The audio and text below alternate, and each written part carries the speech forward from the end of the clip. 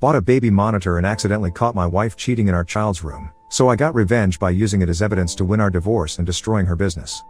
I, 35M, and my wife, 33F, have been married for almost 7 years now. We met at a local fair, I asked her out, and things basically took off from there. It's been a good relationship and a good marriage, and we have our ups and downs like every other couple, but generally speaking, we have a very wholesome relationship, and I have always been very thankful for that.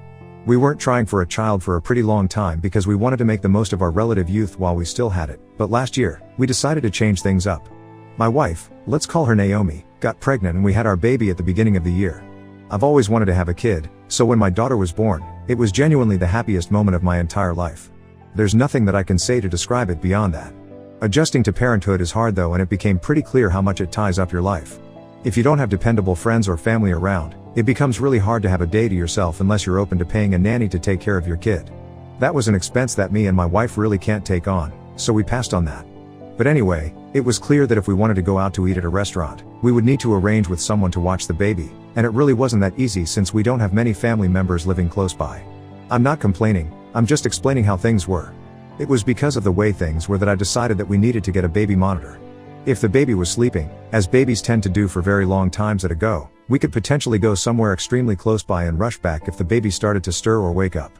I know on paper, it sounds irresponsible, but honestly, not having any spontaneity was starting to weigh on us. I discussed it with my wife and she was apprehensive about us leaving the baby at home for extended periods, but I told her that we would never go hang out anywhere that was more than a 5-minute walk from our place. Ultimately, we left the decision hanging and I expected that we were going to talk about it again at some point. Naomi works at a place of her own on the corner of our street, selling flowers and floral arrangements. She's always been a creative type and she has always loved flowers, so I basically lent her the empty store, which my uncle left to me after passing away from cancer, to use rent-free. I had no idea what I was going to do with it, and her having such a well-located store was definitely going to be to both of our benefit. She has a couple of girls who work for her, so she doesn't always go to work, but she does on most days. I work remotely, so it works perfectly for us.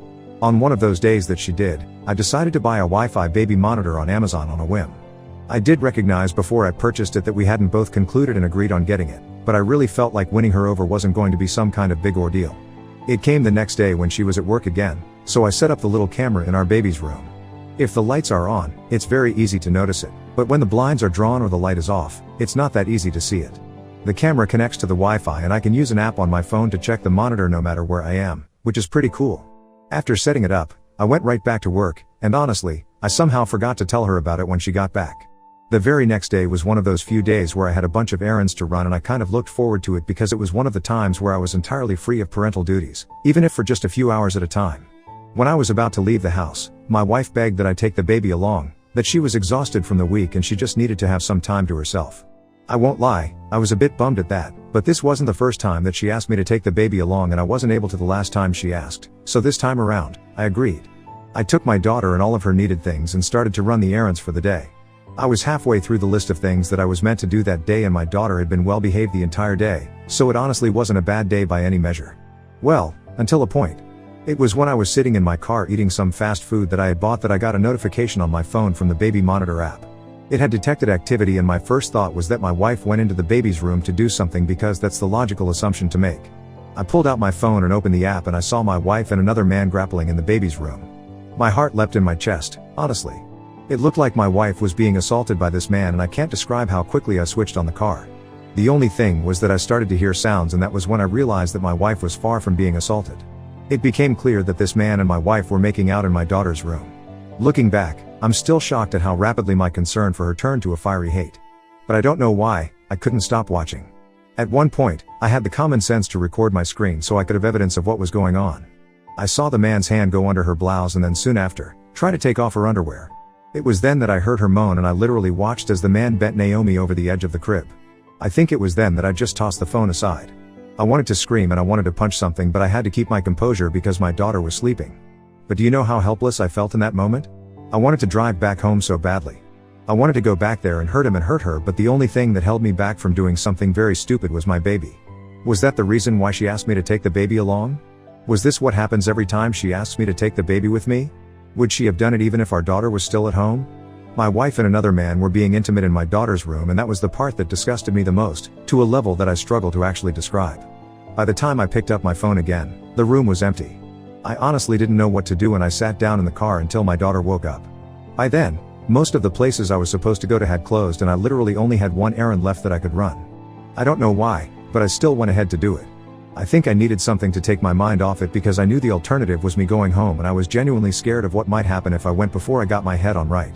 Eventually, I went back home, and while she was concerned about me getting back home so late, I made up some stupid excuses that she bought. I really wanted to confront her but I had to use every ounce of my self-control not to because my emotions were way too charged. I waited till she went to sleep and I sat in the living room until daytime. This is where I really need help because I'm freaking losing my mind.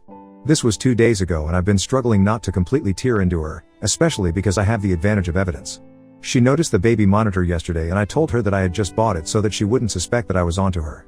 Again, I'm still so disgusted that she did that in our baby's room and I also don't know how to express how shocking it was to see things play out that way, especially since I had no idea whatsoever that she was being unfaithful.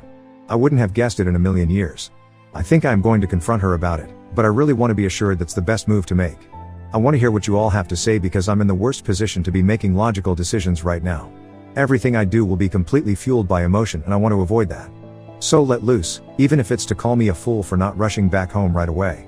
Edit 1. Okay, so yes, I might be a fool for not rushing home right away, as many of you are pointing out.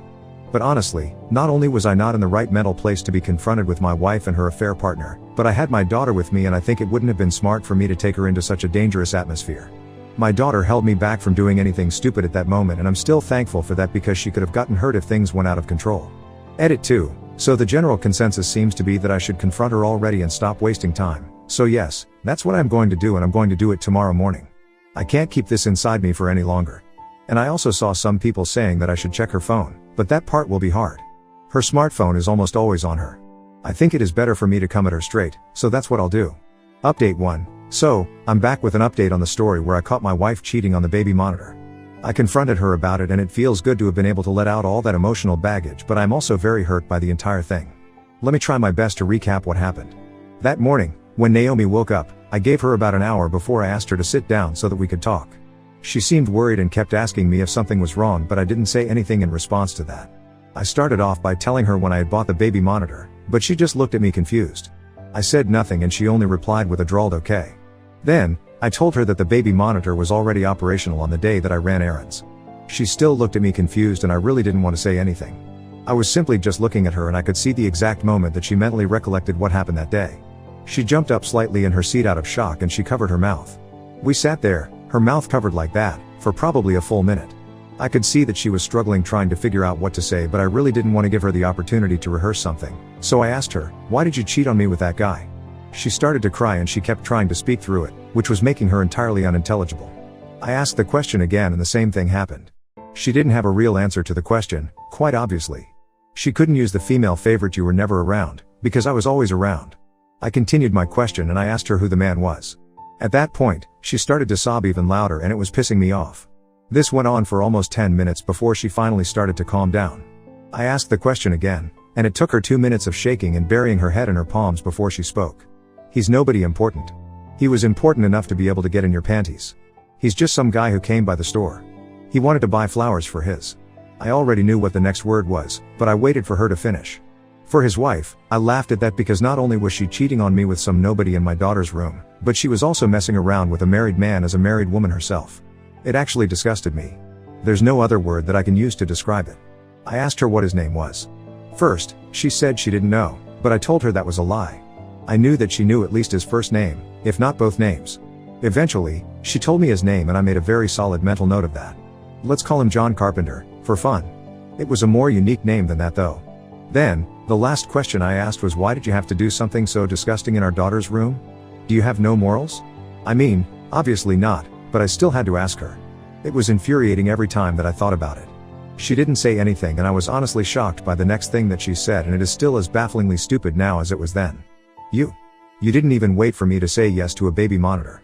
I blew up at her. "So now it's my fault? Because if I didn't buy the baby monitor, you would still be able to have sex with a man in our daughter's room right against her crib? I'm the villain because you were cheating with somebody who just happened to buy flowers in your store? A man with a wife? And you're boiling this down to me buying a baby monitor without asking you? You're pathetic." Yeah, after that, she started to sob again and I felt a lot better. I didn't feel back to normal because it's hard to feel okay again so quickly after something like what I had gone through goes down. But yeah, it felt like some weight off my shoulders. For now, I've kicked Naomi out of the house and I don't know how to proceed. I know a divorce is a must, but somehow, it really isn't enough for me. I need to do more and hurt her beyond that.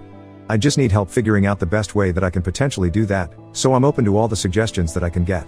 Update 2. I'm back, months after the fact, and I'm the happiest that I have been in a very long time.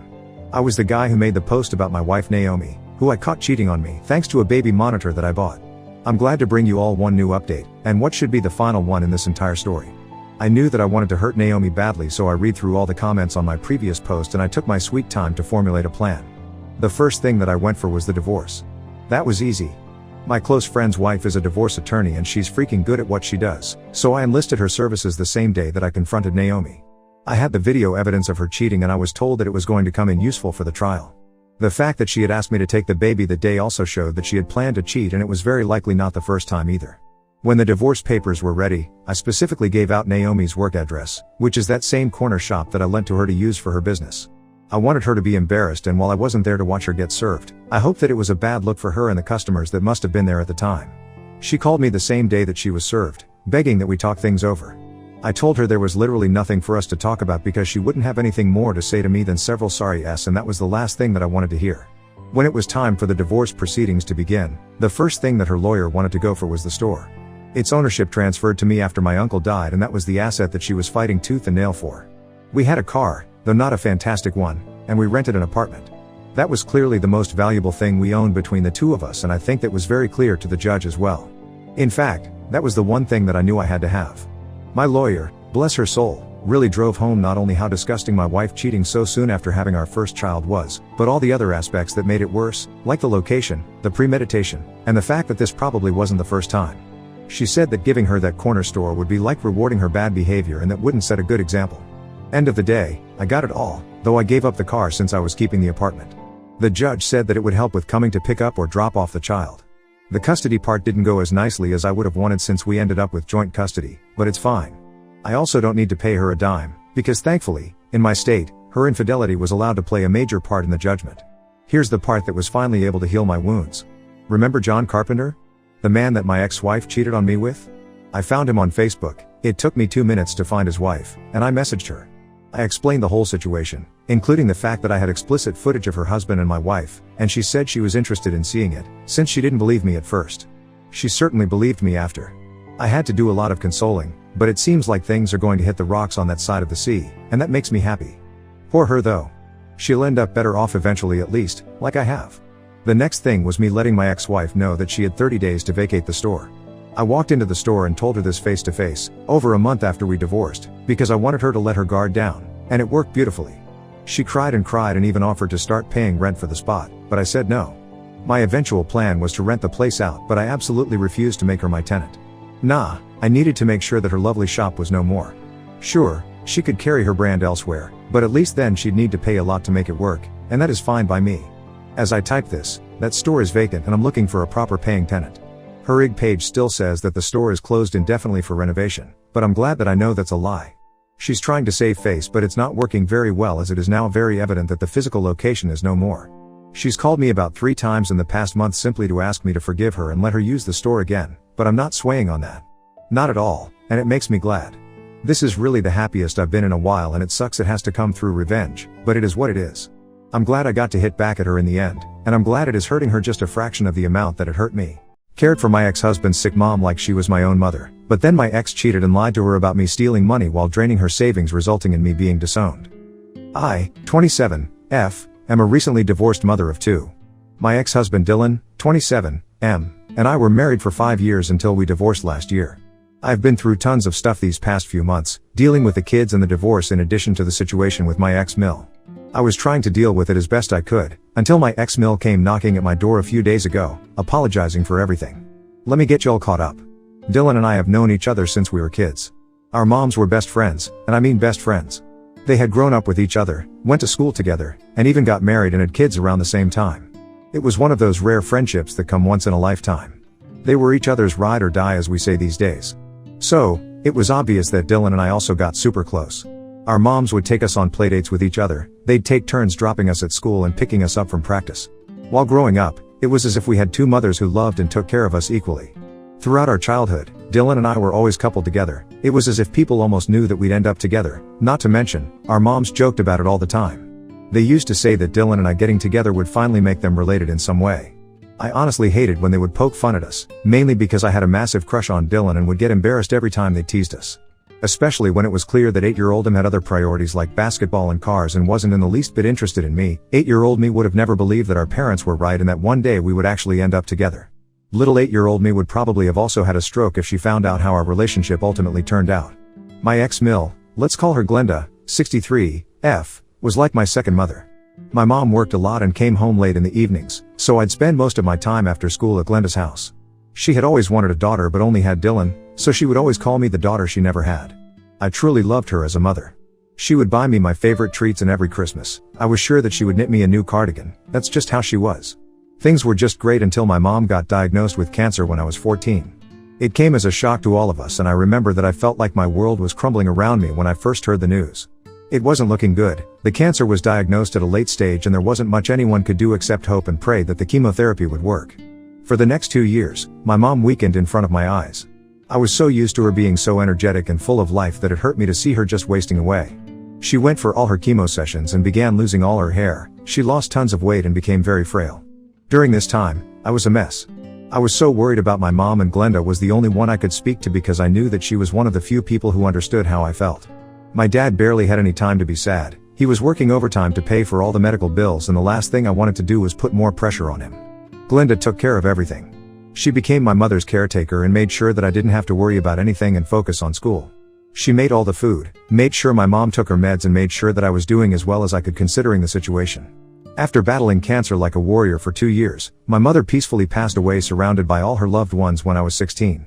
It was one of the worst days of my life. I remember feeling as if I would never be happy again because I had lost my best friend. My dad, Glenda, and I grieved together. Glenda helped me through it. I remember that for a few weeks after my mom passed, I stopped eating, showering, and going to school. Glenda sat me down and told me that my mother would never want to see me like this and that she would curse her from heaven if she did nothing to cheer me up. It was the first time I smiled in months. Over the next couple of years, I started hanging out at Glenda's every day. She always knew how to make me feel better, and she was one of the few people that I trusted and loved. I got even closer to Dylan.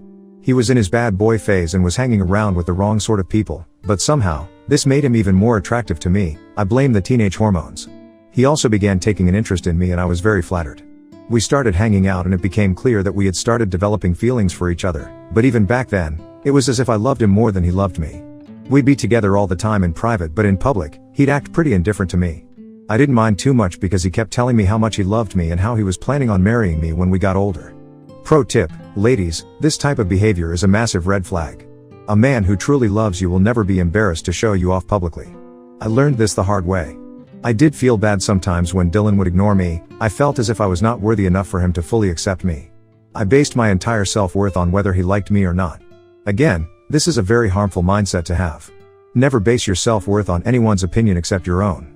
We started dating secretly for 2 whole years, and there were many times when I just wanted to let everyone know that we were together.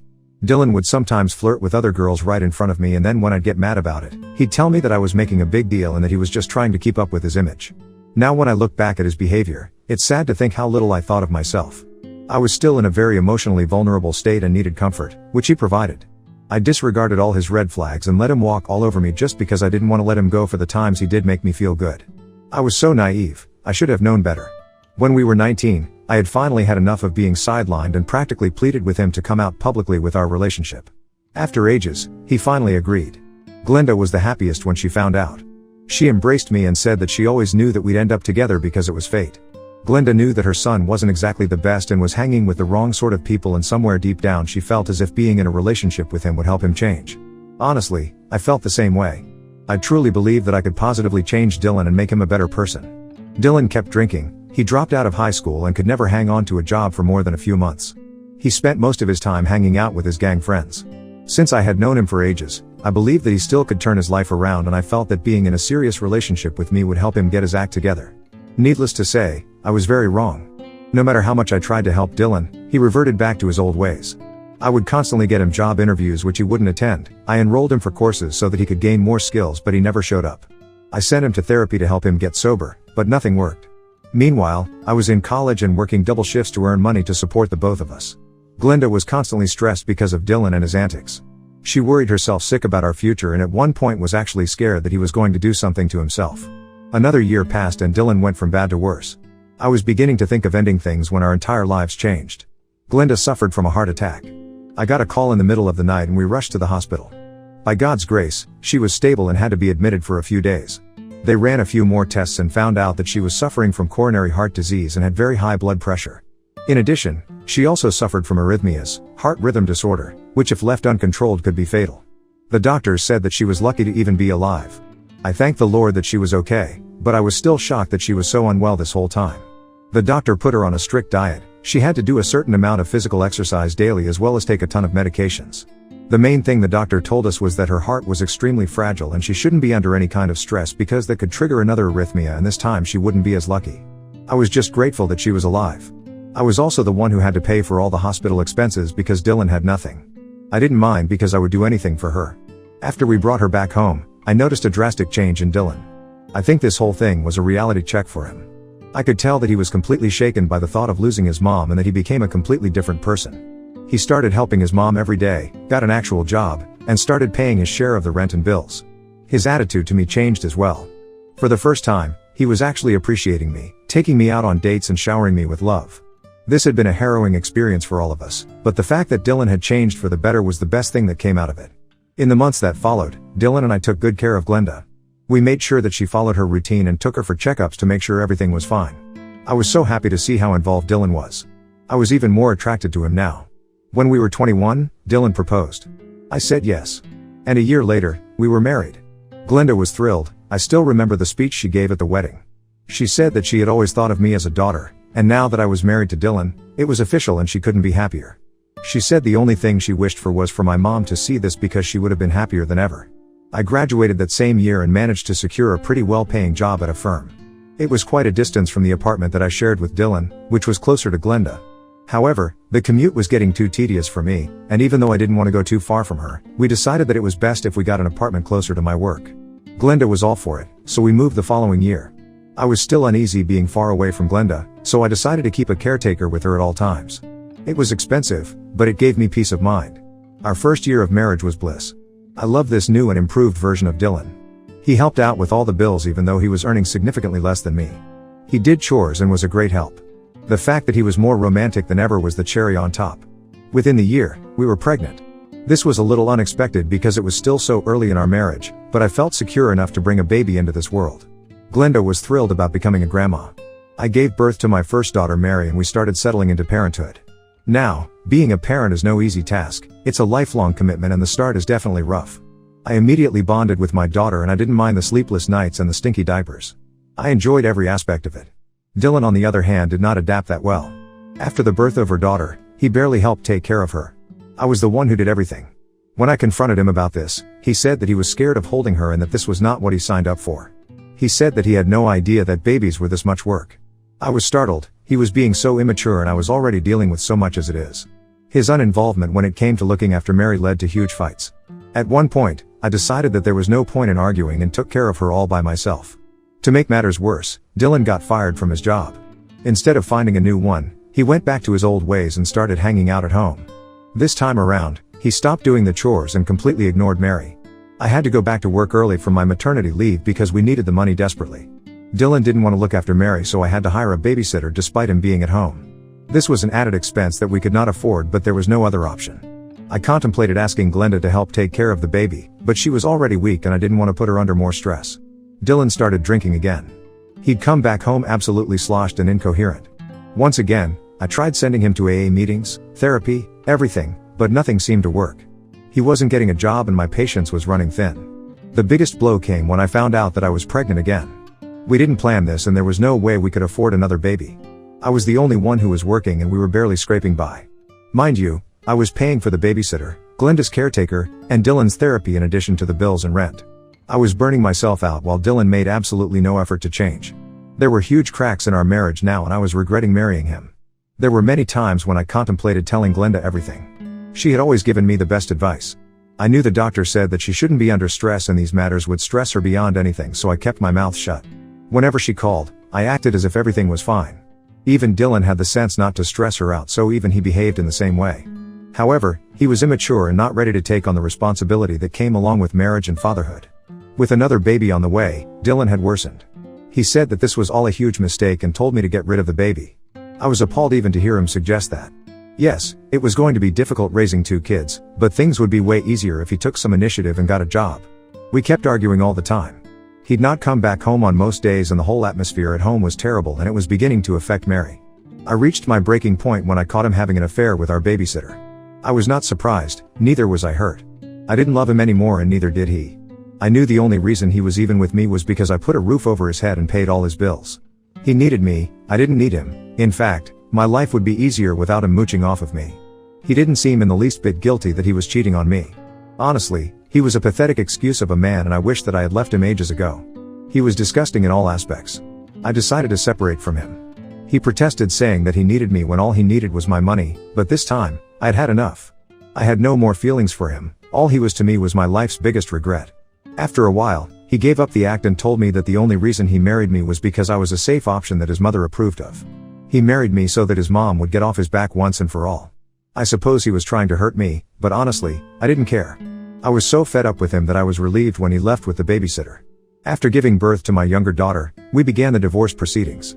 Dylan didn't want custody of the 2 kids, which was good because he wasn't capable of looking after them either way.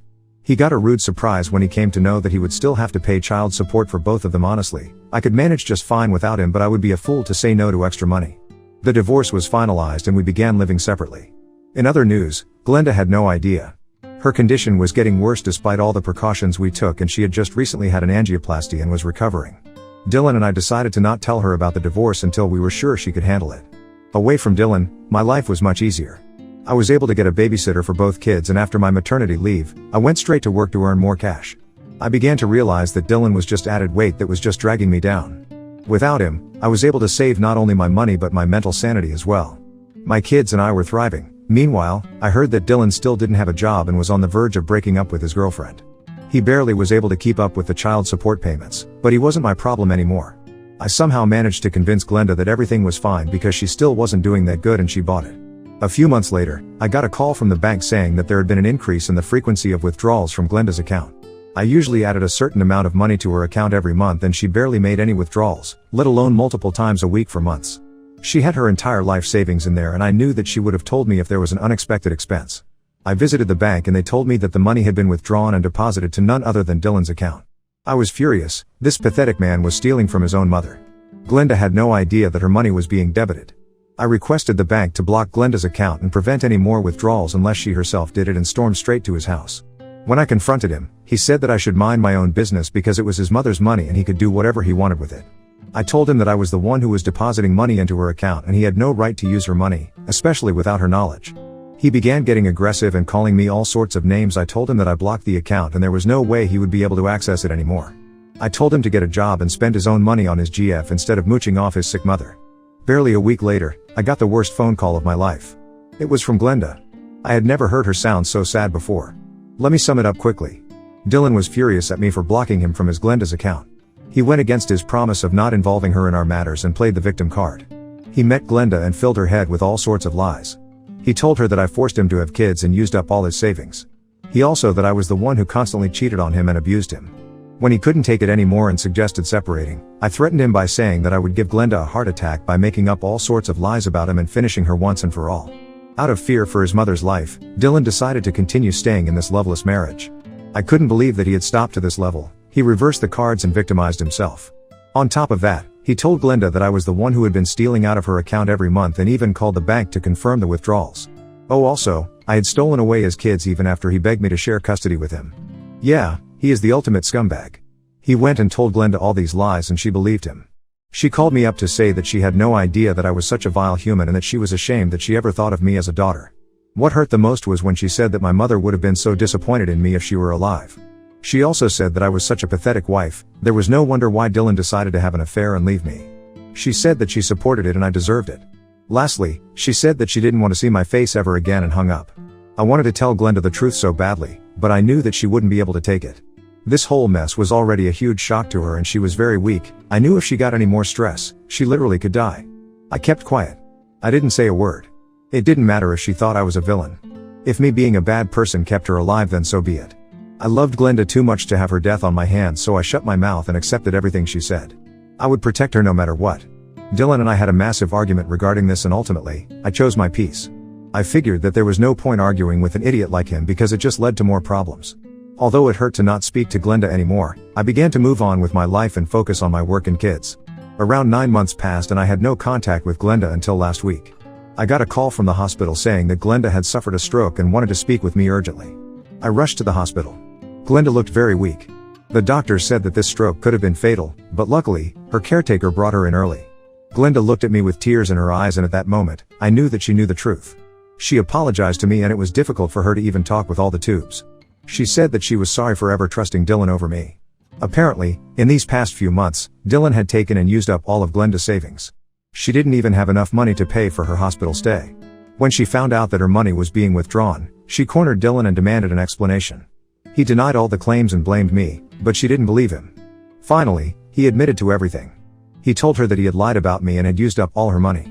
Glenda said that after hearing everything, she felt extremely uneasy and wanted to rush to meet me, but she fainted and was brought to the hospital.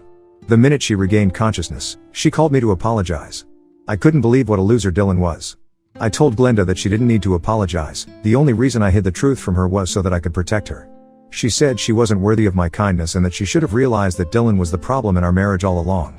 I promised her that she didn't need to worry about anything and that I'd stick by her no matter what. She is currently still in the ICU. She is doing better, but we don't know what the future holds. Dylan is too ashamed to even show his face. I visit her every day and am barely able to pay the bills. Am I being stupid by doing this? Should I just take her home and let her spend her last days in peace? Also, how do I tackle Dylan? I am so stressed and just need a break. Update 1. Hi. Wow, so many of you are calling me all sorts of names on here. Yes, I was stupid for not leaving Dylan earlier. Don't you think I know that? Y'all are being so unnecessarily rude over the wrong things. Dylan literally caused his mother to have a stroke and y'all are just brushing over that and blaming me for random things. Please stop. I have way too much on my plate already. I have also got a bunch of supportive comments. Thank you so much, you have no idea what it means to me. Moving on to the update, it's been almost a month since my last post. Glenda is still hanging on, but it looks like her heart is about to give out. Her blood pressure is still high and she is being constantly monitored. Dylan finally came to his senses and apologized for everything. Not that it would make much of a difference, he's already ruined all our lives. I can't bear to even look at him. I made it very clear to him that if he didn't give back all the money that he had taken from Glenda's account, I would contact the police and then he would be in even more trouble. Dylan already has a bunch of felonies, so I know that the last thing he wants is having the police involved. He promised to help pay the medical bills and so far, has been contributing to everything, which is the least he can do. Glenda refuses to see him. She says that even the thought of him gives her hypertension. Glenda is going through so much, but is still putting on a brave front. I was able to bring the kids to see her yesterday, and even though it was for a little while, she completely brightened up. The doctors are trying their best, but it doesn't loom promising. We're still hoping and praying, and I would appreciate it if you could too. Update 2. Hello everyone. Thank you so much for all your well wishes and prayers. Glenda is improving quite a bit and is finally out of the ICU, which is great for all of us. The doctors say that she is stable enough to leave the hospital. All our prayers have worked. She is getting discharged next week. She is still very high risk and doesn't have much time, but she is getting stronger and wants to leave the hospital more than ever. She says that when her time comes, she wants to be at home with her grandkids and not connected to tubes and machines. Surprisingly, Dylan has managed to give back all the money that he had taken. I don't know how long this act is going to last this time, because the same thing happened to him last time as well, and we all know how that turned out. Anyway, Glenda and him are still not on speaking terms. I don't think she is ever going to forgive him. I finally feel like Dylan feels guilty for what he has done, but honestly, I am done giving him the benefit of the doubt. He is just facing the consequences of his own actions. Anyway, I'll keep y'all updated. Update 3. Hey guys. Sorry, it's been ages since my last update. I've been seeing so many comments asking how Glenda is doing and wondering if everything is okay since I haven't been active on here. Glenda is fine. No, she isn't dead. I saw so many comments saying that she passed away, but no, she is still very much alive. I have also seen many comments asking me to start a GoFundMe for donations for her treatment. While I do support the sentiment, I will not be taking any donations for Glenda. Thankfully, I have enough to manage all her bills. Either way, thank you for being so kind and supportive. Like I said, Glenda is doing fine. She got discharged a couple of months ago and is now living with me and the kids at our apartment. I have hired a full-time nurse to monitor her when I'm not home. The nurse also helps out with the kids, which is fantastic. Glenda has been improving day by day, I don't know what it is, maybe it's the fact that she is with her grandkids. Whatever it is, I am so happy that she's okay. She is even walking around and playing with the girls. It brings tears to my eyes whenever I see them together, and I just want to freeze the moment forever. Honestly, it's a miracle that we even have her right now. The doctors told us that there was a slim chance that she was even going to be discharged, but here she is, still thriving. We have been inseparable since her discharge, and it's as if she's making up for lost time. I'm so happy to have her. Last week, she told me that she should have known that I was protecting her this whole time, because that would have been exactly what my mom would have done too. I nearly bawled. As for Dylan, he visits occasionally, but none of us care. He is trying to get to know the girls, but the minute he starts acting funky, he is not going to be in touch with them again. I can't let them go through the trauma that I have been through. Dylan and I are not on good terms, but if he's planning on stepping up to be a good dad, I am no one to stop him. As of now, everything seems to be fine, and we're taking each day in stride. I would appreciate it if you continued to keep Glenda in your prayers. I left my wife and it took her over a week to notice. New to Reddit, so I hope I'm doing this right. I am 35, was married to my wife F35 for 8 years. I left her 5 years ago. We are child-free by choice, her choice. I had always said we had a good relationship and marriage, but looking back I see that it was good for her. Here is my story. I've always been the nerdy type. Smart, good grades, but never popular. I am from a very well-off family. Due to my grandparents' inheritance and some smart investments my parents did, I did not have to go to college or work and still have a comfortable life. But I love what I did. I met my wife my first year in college. She was in my class and was looking for a tutor. She was a scholarship kid. We spend more and more time together. But never in the weekend. I wasn't the outgoing type and she would still go out on the weekend. After a while we started going on dates, and after I graduated we got married. Looking back, she started making decisions for us as soon as we got together. My wife worked the first half of our marriage, and when her company downsized she got laid off. She became a stay-at-home wife, who was not at home that much. She had friends she took trips with, had a lot of lunches and dinners with her friends. Basically spend my money on her well-off lifestyle. While I remember our love life being passionate in the beginning, it's just that, a memory. When I was 29 I was involved in a car crash. They say a drunk driver totaled my car, but I still have no memory of that day. I was in a coma for 2 weeks. After waking up I had to learn to do a lot again. After 4 months I went back to work. When I came back home my wife put me in the spare room. She said it has been like that a while because I was snoring. I kept my mouth shut, but I knew that this was new. The accident somehow gave me clarity of mind. I could see that the marriage has been over for a while. But I still wanted to see if I could save it. Everything I tried failed. What sealed the deal for me was my 30th birthday. I came home and she was not home. She was having a spa day with her friends. I ordered takeout, watched a movie and made a decision. I wanted out. The next morning I wanted my lawyer to start drafting divorce papers. I stopped engaging with her unless absolutely necessary. Slowly I started selling anything that had any emotional value to me. I left all her stuff for her. I bought a new car and left it at a parking garage not so far from our home. 1 month later all I had left were my clothes and a couple of laptops, projector, portable screen. Everything I needed to work from the road. I did not quit my job, I arranged for it to be completely remote. 2 months after my birthday I stayed while my wife was at yet another lunch with her girls. I took the new car, packed everything I needed in it, left the divorce papers and a letter on my bed in the spare room and closed the door to my house for the last time. Wondering how long it would take for her to notice. I decided to drive cross country and visit every place I wanted to go but couldn't because my wife didn't want to. We had a prenup so she had no rights to ask anything. In the letter I explained I told her I was leaving and I would leave her the house and the car and would pay us some every month for exactly a year after that she was on her own. In my own stupidity I forgot to mention why I was leaving. This would work out in my favor. 10 days after I left I got a text from my wife asking me where I was and if this was a joke. She called me but I didn't pick up. I never pick up the phone while driving. I had an automated text send that said I'm driving and will call back later. She sent me text after text after text. That night I stopped in a motel and decided to read the texts before calling her back. First she was asking if this was a joke, then asking when I will come back, then begging me to come back, not knowing why I left, and then she said something. She was sorry and it didn't mean anything and she will cut him off. She was having an affair. Something I never suspected. I called her cell phone and she was at her parents'. I learned this tactic from TV. She started yelling at me and I hung up. I waited 1 minute and called back. She started yelling again and I hung up again. I waited 2 minutes and called back again. This time she wasn't yelling and I started talking. I told her that she was going to let me talk first, and after I said what I needed to say, and then she could ask questions. I told her why I left. We were married but living like roommates, not even roommates because they at least acknowledge each other. I don't remember the last time we had a conversation. The last time we did something together. I didn't remember the last time we had sex, but I know it was before the accident. I told her that for a month before leaving I stopped talking and sold everything I had in the house, and she didn't even notice. That it took her 10 days after I left before she noticed I was gone. If she had called me on the day I left, I would have turned around immediately. I ended with, "Thank you for admitting to the affair, I really didn't know about that." She tried to apologize, and when she asked me to come back, I asked her why. If she could explain to me why, I would consider it. What was in it for me? What would change? She couldn't answer. So I said goodbye and told her my lawyer knows how to contact me. Then I blocked her.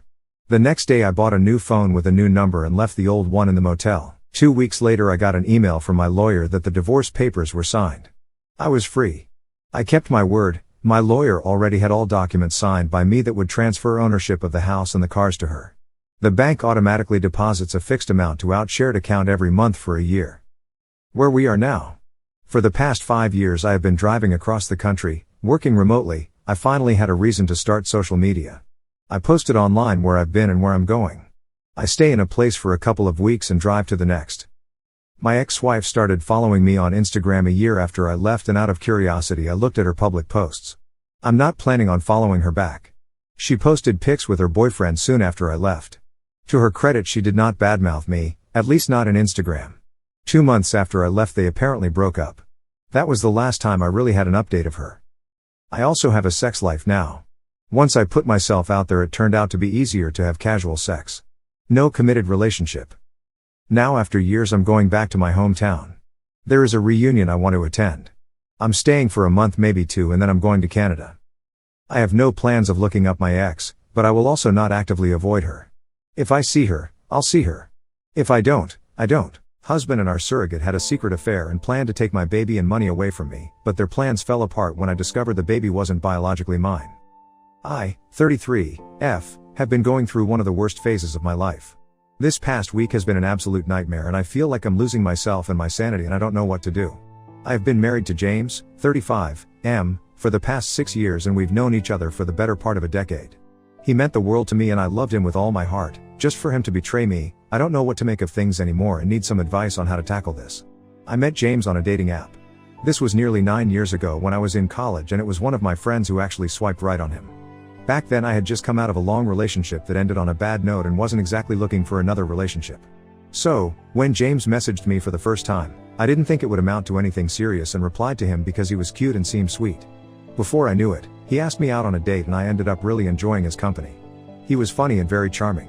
We ended up going on more dates, but things were very casual. Like I said, I was still healing from my past relationship. James knew about how I felt and didn't pressure me into anything. He became more of my friend and I used to trauma dump on him all the time. He was very patient with me and helped me through a bunch of things that I was dealing with, especially with my family, which I'll get to later. We began meeting almost daily, and even though I promised myself that I was going to be single for a while and not jump into another relationship, I found myself falling for him, hard. It was unexpected even for me, but his charm and patience won me over, and within a few months I knew I liked him more than friends. I knew that he liked me too, but he also knew that I wasn't interested in a relationship, so he never asked me out. About a year into our friendship, we were definitely falling for each other. He made me so happy and loved, and I finally felt secure enough to ask him out, and we got together officially, much to my parents' annoyance. So, coming to my family, my dad at the time was a businessman and owned shares in many companies, including managing the family business which he had inherited from my grandparents. We were pretty wealthy, and I must admit, I grew up in a very comfortable way. It wasn't like my parents spoiled me or anything. However, there was never a point in my childhood where I was deprived of anything that I needed. My dad wanted me to marry an educated, rich man who could handle the family business. James had lost both his parents and didn't have anyone except for his younger brother and his grandma. He didn't have a college education and was at the time working as a waiter, barely making any money. I didn't mind any of that because I loved James. He was my best friend and treated me better than any man had before. Saying that my father wasn't happy with my relationship would be an understatement. I knew that he wasn't going to approve of James because he had a very specific mindset about what he wanted in a son-in-law, and James didn't fit into any of it. When our relationship started getting serious, my dad started openly berating him, saying that he wasn't good enough for me because he was poor and didn't have a job, while I was working and had a well-paying job. He said that James wasn't going to be able to keep up with my lifestyle and that I was going to regret it later. But we stayed together despite his warnings. When James and I got engaged, my father was furious. He said that he couldn't stop me from getting married because I was too stubborn, but he practically pleaded with me to make James sign a prenup. I must admit, this wasn't even on my mind, but my father said that many people would do anything for money and a prenup was a safety net. I honestly found it insulting that he thought that what James and I had wasn't true and that he was only in it for the money. This resulted in a huge argument with my dad. It went to the extent where he threatened to cut me out of the will if I didn't get a prenup. I spoke with James and told him that it didn't matter what my dad said, we loved each other and I knew that it was true. James said that he too felt insulted that my dad would even bring this up. When I told him my dad was planning to cut me out of the will and out of his life, he told me that he didn't mind signing a prenup if it meant that my parents and I could be together. At the time, I thought that he was being so selfless. I agreed to get a prenup and it was James who showed me a few ways to get it done. In brief, you can get a prenup which will ensure your assets are protected in case of a divorce, but there are also specific prenuptial agreements that allow you to protect and separate your assets for a specific period before merging them. After the time has elapsed, the prenup is dissolved. This time could range from 8 or 15 years or even longer after marriage. This ensures that your partner is in it for the right reasons. We decided to get a prenup for 8 years, after which it would get dissolved and we would share assets. This seemed to put all of us at peace as it was a solution to everything. We got married after nearly 4 years of dating. My dad wasn't very pleased, but he finally had to accept it. James moved into my apartment and for almost a year, I paid for the rent and all the amenities as well as all the bills. I didn't mind doing that because I knew James couldn't afford it and I didn't want to embarrass him by asking for money, especially when I was earning pretty well and could afford to manage things by myself. James continued to be just as amazing as before, always patient and understanding. He still worked at the restaurant and I was the one who ended up paying for all our dates, which I also didn't mind. I loved giving him things because I knew that he had had a tough life and didn't have much growing up. After about 2 years of our marriage, I thought that he would get a hold of himself and try getting a better job or at least do a few online courses to get more skills. He on the other hand seemed to have lost interest in bettering himself. At one point, he quit his job in the restaurant. I didn't want to put any pressure on him, but at the same time, it was getting difficult for me to manage things by myself. It wasn't like he helped out with any of the housework. He'd lounge around all day or stay out and not even cook me a meal. I just assumed that he was feeling demotivated, and after discussing with him, we decided to sign him up for an online finance diploma so that he'd get some experience. I also felt like it was time we started trying for a baby.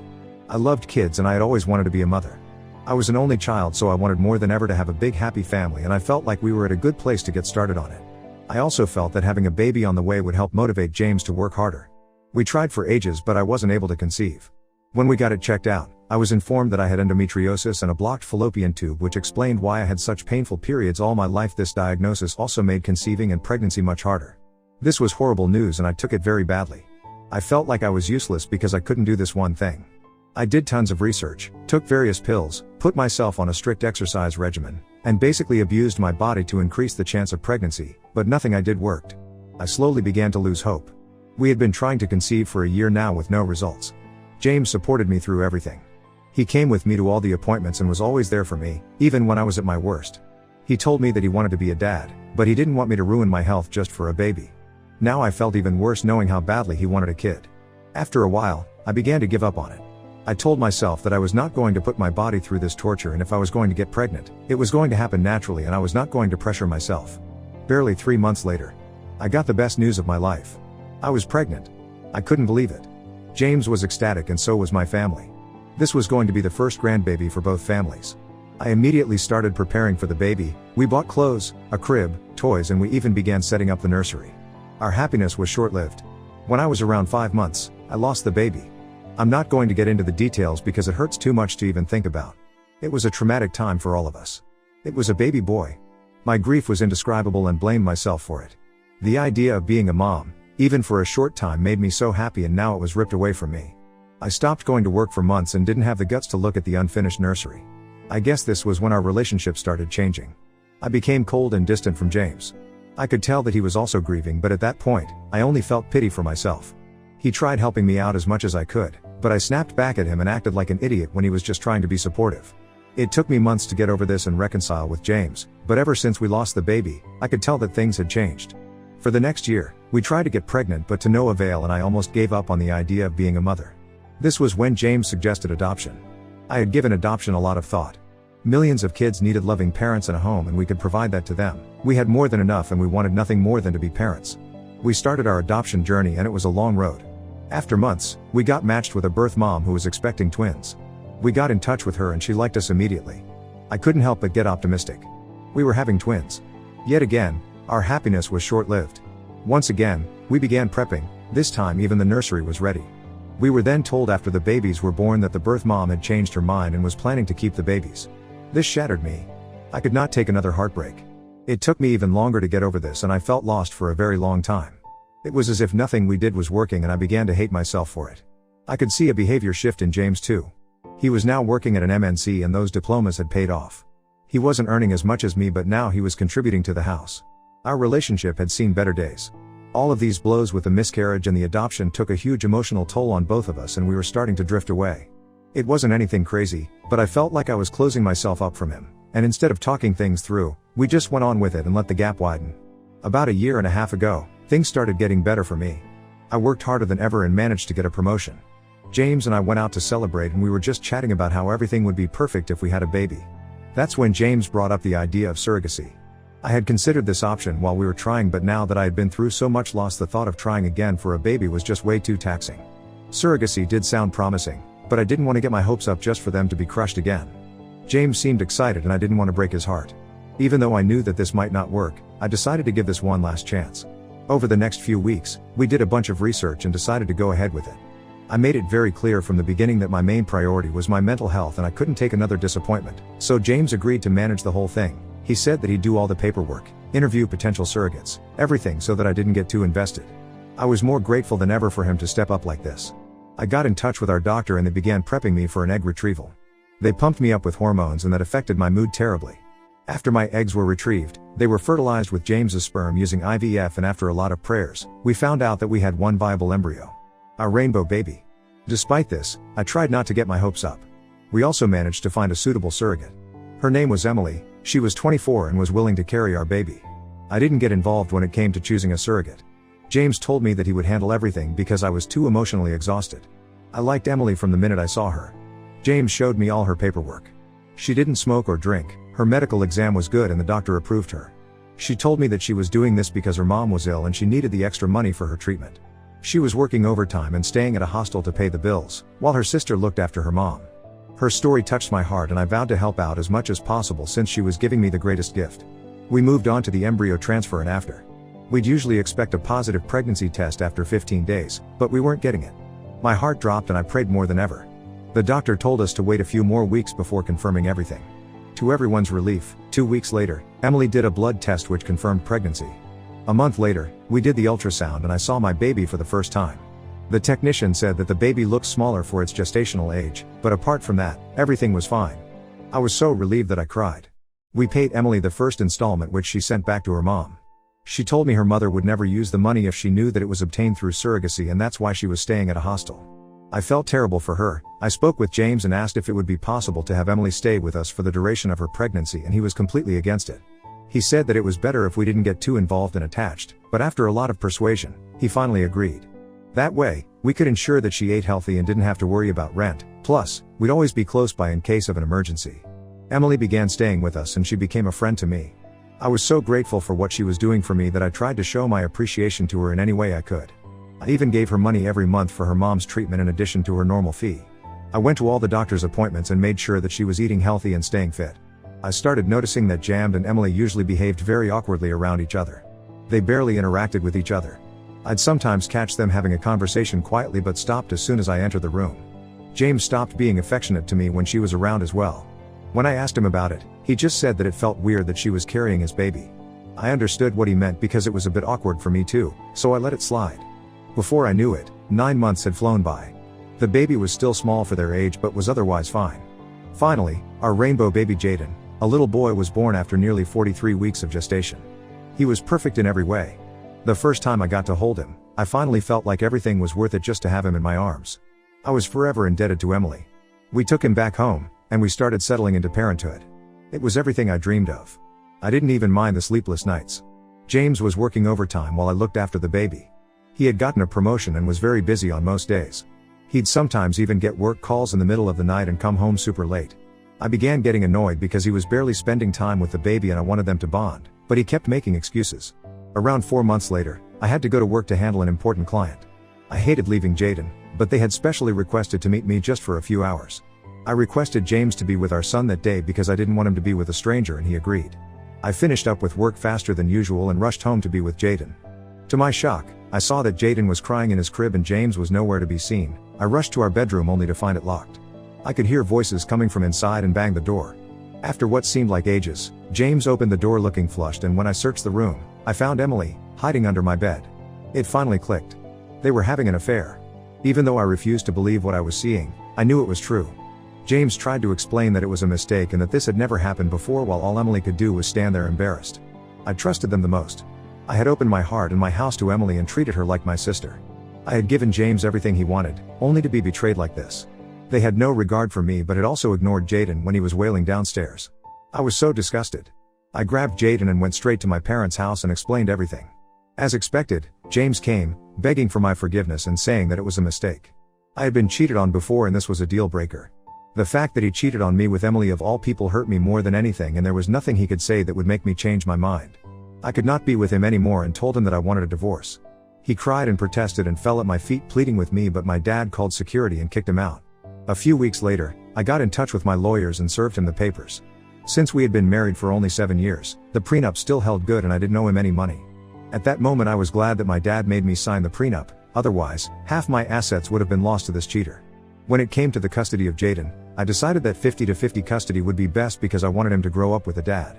James's entire personality changed after he found out that I was serious about the divorce. All the begging and crying stopped as soon as he saw the papers. One evening, he called me and told me that he wanted to meet me and discuss the details of the divorce. We met up and I was shocked to see that he had Emily with him. He looked very pleased. He handed me a document containing his terms for the divorce, and my jaw dropped to see that he wanted full custody of Jaden because he claimed that I wasn't mentally sound to take care of him and that I suffered from frequent bouts of depression and BPD. He requested $15,000 in monthly child support and that the baby would be entitled to all the money I would receive from my dad through his will. I immediately rejected this. There was no way James was going to get full custody of Jaden. He said this was all a part of his master plan. He and Emily had been together for 2 years. He chose her to have the baby so that when he eventually left me after 8 years of marriage, when our prenup expired, he could be with her and our son, and take half my money with him. Unfortunately, I had caught him cheating and the prenup was still valid. Because he claimed that I was mentally unsound. He wanted full custody of Jaden, and since I was richer than him, I owed him that crazy sum in child support. I couldn't believe that he could be so devious. The fact that he had been planning all this for years and I had no idea. It hurt to know that Emily was in on this, especially after everything I did for her. Remember her sick mom? All lies. She was just taking my hard-earned money and spending it on herself and James. They took advantage of my nativity just for money, but there was no way I was going to let them take away my son. I asked James if I meant nothing to him. My heart broke when he said that he initially did love me, but after we lost the baby, he lost interest and was only planning on being with me till the prenup expired. This hit me like a pile of rocks. I told my lawyers everything and they agreed that the child support he was asking for was insane. They said that they would do everything to ensure that I had custody of my child. My lawyers also advised me to get a maternity test. I found this absurd because there was no way that Jaden wasn't mine, but they just wanted to make sure. I did the test even though I found it ridiculous. The results made me collapse. It came back saying that I was not Jaden's biological mother. I didn't see how this was possible because my eggs were used and the implantation was done. I am numb. I don't know what happened, I just feel so defeated. I have got in touch with James and he claims that there has been some mistake. I have sent in another sample just to be sure. My lawyers say this is good because now they can drastically bring down the child support until they get answers. Honestly, I don't want anything, I just want my son. This has to be a big mistake. The results are due any time and I've made James and Emily do tests as well. This has to be an elaborate prank, right? I don't know what to do. What do I do? Update 1. Hi, just got back the tests. It is confirmed that I am not Jaden bio Monday. James is his bio dad and Emily is his bio mom. I just got the news yesterday and I have a lot to tell you, but I just can't bring myself to write it down because then it just feels too real. My thoughts are all over the place and I feel like crying all the time. I just thought I'd let y'all know since so many of you wanted an update. Hopefully, I'll be able to share the full story when I don't feel like garbage. Update 2. Hello. Firstly, I want to apologize for that previous update. I was all over the place and at the lowest I'd ever been in my life. Many of you wanted an explanation of what exactly happened and I'm sorry to have kept you waiting. Now that it's been a couple of months, I finally feel like I can write things down. So yeah, James came clean about everything. He said that it was always his plan to have a kid with me so that he could get child support. They did do the IVF using our embryo, but apparently, that didn't result in a pregnancy. James knew that I was not going to try for another baby if this failed, and this was his only option. Once he and Emily found out that the IVF failed, they tried to have a baby naturally, and it worked almost immediately since Emily was pumped up with all the fertility drugs. Remember when I said that we got a negative pregnancy test and later was told that Jaden was small for his gestational age? That's because it was not my embryo. That is also why Jaden was almost 4 weeks overdue. It all made sense now. My lawyers also went through all the paperwork that Emily showed me regarding the surrogacy, the background check, etc. Everything was fake. James got them made so that he could convince me and the doctors that she was a credible candidate. I even showed them all the transactions that I made to Emily for her mother's treatment. They confirmed that Emily's mother was alive and well, and that she had spent the money on buying a new car and well as other material things. My lawyers have started making a pretty solid case against them, and there is no way that they are going to get custody of Jaden even though he is biologically their son. In other news, Emily has separated from James and claims that she had no idea about his master plan and that had taken advantage of her by promising her that he was going to marry her and give her money. She said she was emotionally manipulated and made to undergo the surrogacy under pressure from James even though she didn't want to. She also claims that he was the one who faked all the documents and told her to lie about her mom to get more. She said that once the IVF failed, she was again manipulated into having a baby with James so that their plan wouldn't fail and they would still get child support after the divorce. She now says that she wants nothing to do with James or Jaden and just wants a peaceful life. I don't know how much of what she is saying is true, but for now, it looks like she is playing the victim card. For all I know, she could be very well telling the truth because James manipulated me too, and I had no idea until very recently. James claims that she was in on it the whole time, but all the evidence points towards him. As for me, it took me a long time to accept that Jaden was not mine. I was also scared that I was going to lose him to his bio parents because of this. Now that Emily doesn't want custody and James might be a felon, his custody directly falls to me. I'm not sure about the legal aspect and we have a divorce hearing next week, so I'll keep you posted. Update 3, hey guys. Just wanted to clear things up. Surrogacy is legal in my country. We have very specific guidelines and rules which we have to adhere to. That's why it takes ages to get matched with a surrogate and they had to have all the paperwork to back them up. So no, surrogacy itself is not illegal here, but forcing a woman to be a surrogate against their wishes, as well as faking all of these documents, is a crime. Emily also claims that he forced her to have the baby even though she didn't want to. Considering all of this, the court sentenced James to 8 years in prison for his crimes. He pleaded innocent to everything and the trial lasted for almost 3 months. He only pleaded guilty after they said that they would reduce his sentence from 12 years to only 8 if he confessed. I never thought that any of this would happen. Never in my wildest dreams. I didn't know that I was married to such a vile, disgusting human, and I feel like he needs to serve more time. Our divorce was finalized a month ago. All of James's plans to get custody backfired on him.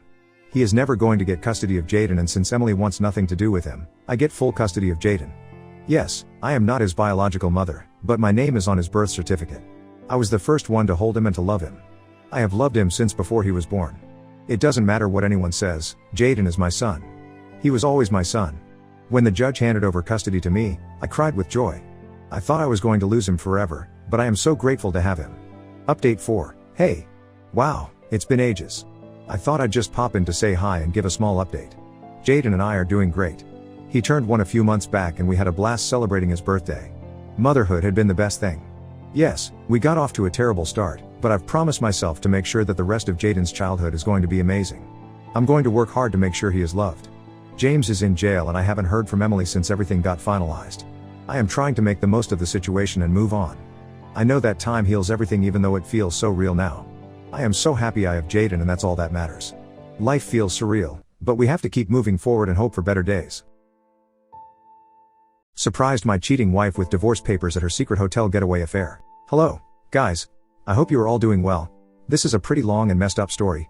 Sorry for any errors, as I am writing on my phone. I've come to the end of my rope and have no idea how to navigate this mess. A bit of background, I am 43, and my SOF, 40, have been married for 16 years. We have 2 kids, 14-year-old daughter and 9-year-old son.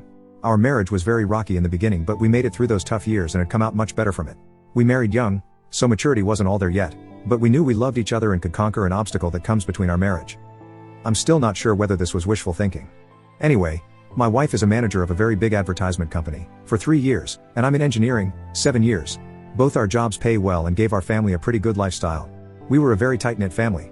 We always make sure as parents that we were there for our kids to create great memories. No matter how busy we got, we always made time for our kids. Honestly, I consider myself a good dad and husband. I messed up sometimes when it came to my wife, but I did anything for this woman and it honestly shocked me to my core when I found out that she was in a long-term affair. Which brings me to discovery, wife was acting distant. In fact, the last 2 years before this one were the hardest. She just didn't seem to like anything I did. She kept comparing me to her boss. Yes, I know now, and would always tell me how he would handle this or that. Can't read her mind. Well, her boss can. Don't take initiative to take her out on dates and make her feel special? Well, her boss does that for his wife. Why was I so immature? I would ask what she wanted me to do to spice up our love life. Her answer usually is, don't ask. You need to already know and do it. So I researched, brought books. You know, since I was clueless, someone else had to have the answer. Anything I attempted was met with either half-hearted appreciation or bitter disappointment. My wife was never like this in the years I've known her, so I thought that inability to make her happy was something I seriously needed to fix. Little did I know it wasn't me who was doing the fixing the entire time. We were very close to her boss and his wife. They also have kids, and the kids loved each other. We brought them to our barbecues, family outings to the park, game days at the arcade. They have been to our house numerous times and we've been to Therese. It's no surprise that we became close. I would confide in her boss about our marital problems. He gave me good advice. I thought he was a swell guy. Anyway, back to the discovery. I had grown emotionally tired from wife's demands to better myself or the marriage was done. I was honestly shocked with her attitude because before all this, I thought we had a great marriage. So one night she was busy laughing and giggling while texting someone. I was next to her in bed and was curious. The moment I leaned my head to take a peek, she viciously pulled away from me. She was angry instantly, asking me what I was doing. I told her I wanted to see what the joke was and she told me it was none of my business and retreated to the bathroom. I think that's the day when I just knew deep down that there was an affair of sorts going on. I did not have proof, though. I made the mistake of asking her directly the next day. She was furious and denied any wrongdoing. I did not have access to her phone, but I wanted the truth terribly. I asked for her phone and she refused. Only later during the night did she grudgingly give me the phone. Almost every text message she sent to specific people were deleted. I could tell because some conversations seemed inconsistent and others downright ridiculous. I gave her the phone back and we did not speak of it until a month later when I was able to get a buddy on it to check the phone and recover deleted texts. My wife had gotten another phone prior and hardly used the one she handed to me. Some texts were recovered and it was through bits and pieces that I finally had proof that there was an affair going on, and you already guessed it, with her boss. I just knew if I confronted her then and there she would find some way to weasel out of it. So I bid my time. I was a wreck though. All I could think about is how it was going to affect the kids. The situation was horrible and I cried in front of my buddy. I still did not want to give up the marriage, so 3 days later I bought How to Help Your Spouse Heal from an Affair. It's okay if you're shaking your head. I started reading, hoping that if I gave it to my wife she would stop this nonsense. I wanted my wife back and I wanted to save the marriage. I had planned on talking to her on that Saturday to work things out, but she had told me they had an emergency at work and not to wait up on her. Of course, I contacted the workplace on the day to confirm the story she gave me and received no answer. They were not open on Saturdays. I tried her phone but no answer. She came back home at 2 in the morning on Sunday and immediately showered and then came to bed. I asked why she was late and she dodged the question by saying that she already told me not to wait for her. I was sick of this. I did not give her the book I brought. I was suffering and she didn't care. She saw me suffering and didn't care. I contacted her boss's wife to find out from her if she knew anything. I was so desperate for stability and to this day I don't regret doing that. She was as shocked as I was when finding out. She wanted to confront her husband but I told her he will probably lie and try to hide it better like my wife did. We met at her house to discuss what was going on and I gave her the little proof that we had. She wanted more evidence. So we both decided to gather evidence on each of our sides and compare them. I started snooping on my wife more and she did the same with her husband. It was very easy on her end to find undeniable proof. Her husband was so arrogant that he didn't even delete the texts on his phone between him and my wife, and the little texts I found earlier finally made sense and we had a whole picture of how long the affair was. 2 years. The boss's wife was livid and so was I. She wanted to get revenge on them and so did I. They slept together everywhere. Her house, my house, expensive hotels, business trips. It was sickening to read all that. They even sent each other pics, but we decided to ignore the pics because we didn't want to scar ourselves with the images. We wanted revenge, but not an affair ourselves. We both decided that if they wanted each other then they can have each other. We both drew divorce papers at round about the same time. We were dead set on it. Our spouses didn't know that we knew and we acted our part. By the time our ducks were in a row, they were at it again. This time, through collaborating with the boss's wife, we knew exactly where and how they were going to be served. We knew which hotel they booked for their weekend of fun. I personally went there with the sheriff. I waited in the lobby as the sheriff got everything working and my wife was called to come down from her room. She did, dressed in a bathrobe, and I fear nothing else.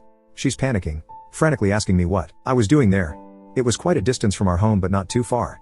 The sheriff asked for confirmation of her name and information. She confusedly answered in the affirmative and was served. It was very satisfying seeing the shocked look on her face, but I did not want to rub it in, so I decided to walk away knowing the job was done. She didn't let me and was holding my arm, pulling me back and demanding to know what was the meaning of this. I told her you had an affair and I'm leaving you. Simple. She started screaming at me and pulling my arm hard. The sheriff had to step in and tell her to release me at once. She did so and started crying, telling me she can explain. I have the wrong idea. It's my fault. I was getting angry, so I left quickly to get home. My wife told her boss and he panicked. From what I was told, he rushed home only to be served there. We did not give them time to get their heads on straight. We blindsided them just like they did us. My divorce will be finalized in a couple of months. Hers might be taking a bit longer. Both my wife and her boss have been fighting us on the divorces. Neither wants to get divorced. The excuses I hear is that they never intended to leave their spouses. It was a purely sexual affair. Nothing more. People have worse affairs and still come out with a great marriage. They fucked up and would like a chance to unfuck the situation. I have asked my wife what she thought the outcome of all this was. She said she was going with the flow and acted completely out of character. She is not that person anymore. I told her she's an idiot. People around me are calling me evil for not giving my wife another chance. My kids know what's going on, age appropriate, and they are behind me 100% but would like it if we stayed together. My resolve is slipping. Coupled by the fact that we still live in the same house and my wife is going to therapy and reading the book I brought, it's getting harder to stick to my guns. She says she's remorseful and will do whatever it takes. All I tell her is that she's sorry she got caught and that's all I need to know.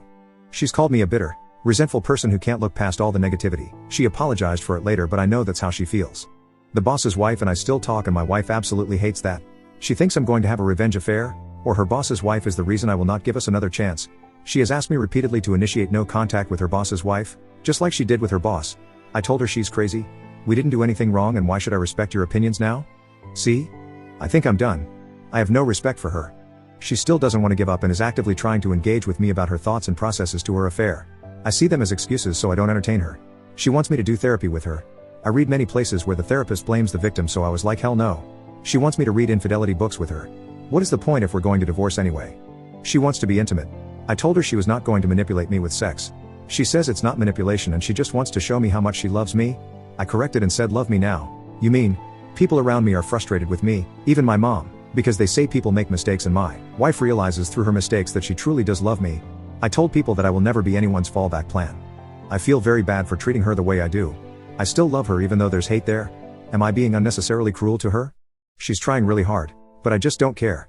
Should I reconsider the divorce? People are saying I'm moving too quickly and I will regret it. Is that true? I don't know what's real and what's not. Edit. Thank you all for taking the time to respond to my situation.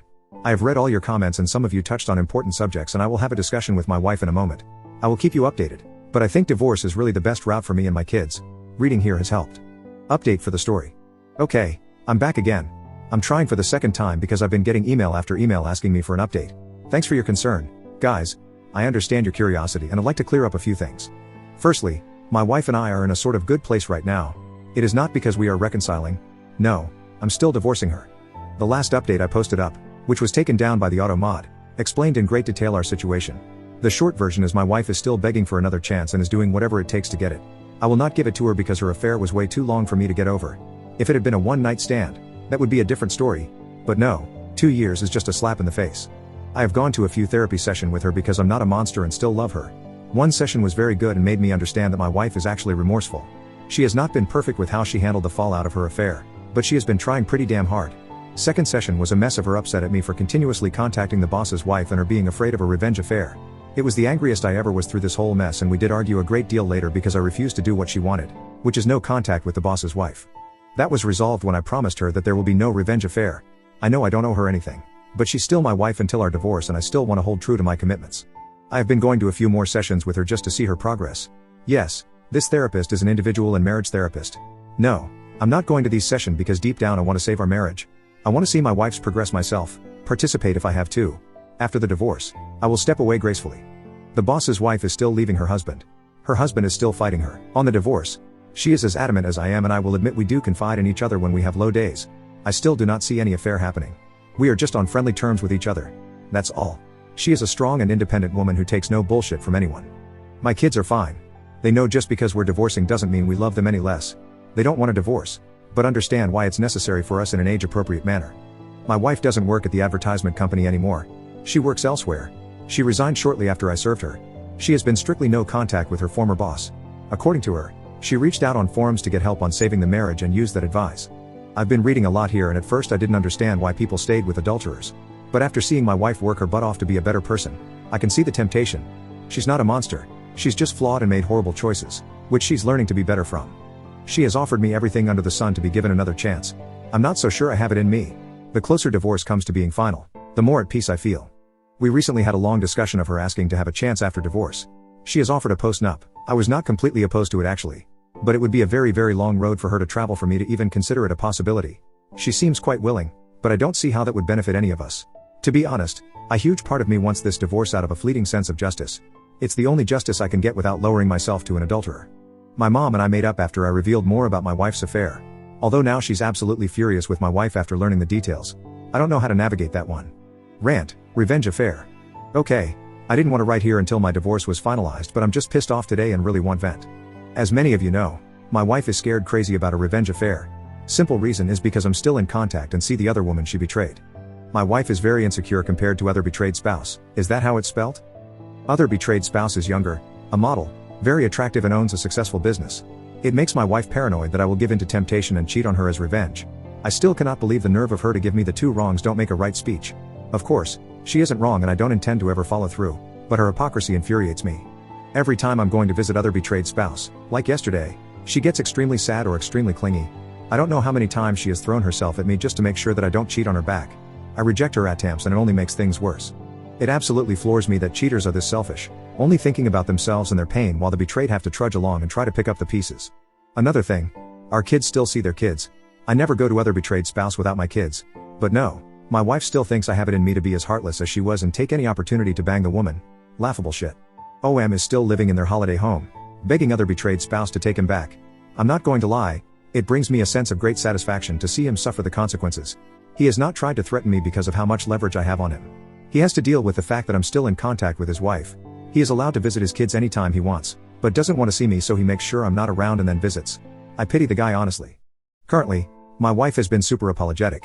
She has showered me with affection, which I simply brushed off. I'm not in a good place. We are having a therapy session today and I feel like unloading all the pain and hurt I've had to endure because of her. The rage I feel is becoming overwhelming. Update, well, checking in. Nothing really new to report to you guys. There had been a few things that have developed though. Looking through my posts and messages made me realize what a great place this is that gives support to people like us. I have been reading a lot of stuff that concerns infidelity in order to get a better picture of my situation. Anyway, during a recent therapy session with my wife, she requested that I give her a little more time for her to win me back. She had reason after reason why it would be a good idea for me to at least try and see if I could participate in recovering our marriage, not necessarily reconciliation yet. I repeatedly brought up the fact that she was only trying now because of the fallout of her affair. She would never be trying if she was still seeing OM. She emotionally abused me for months and I'm not the type of person to get walked all over, even from the woman I loved. She acknowledged all of her wrongdoings and apologized once again. She has given me so many promises of making it up to me. She wants our marriage to grow stronger than ever before and believes it's possible.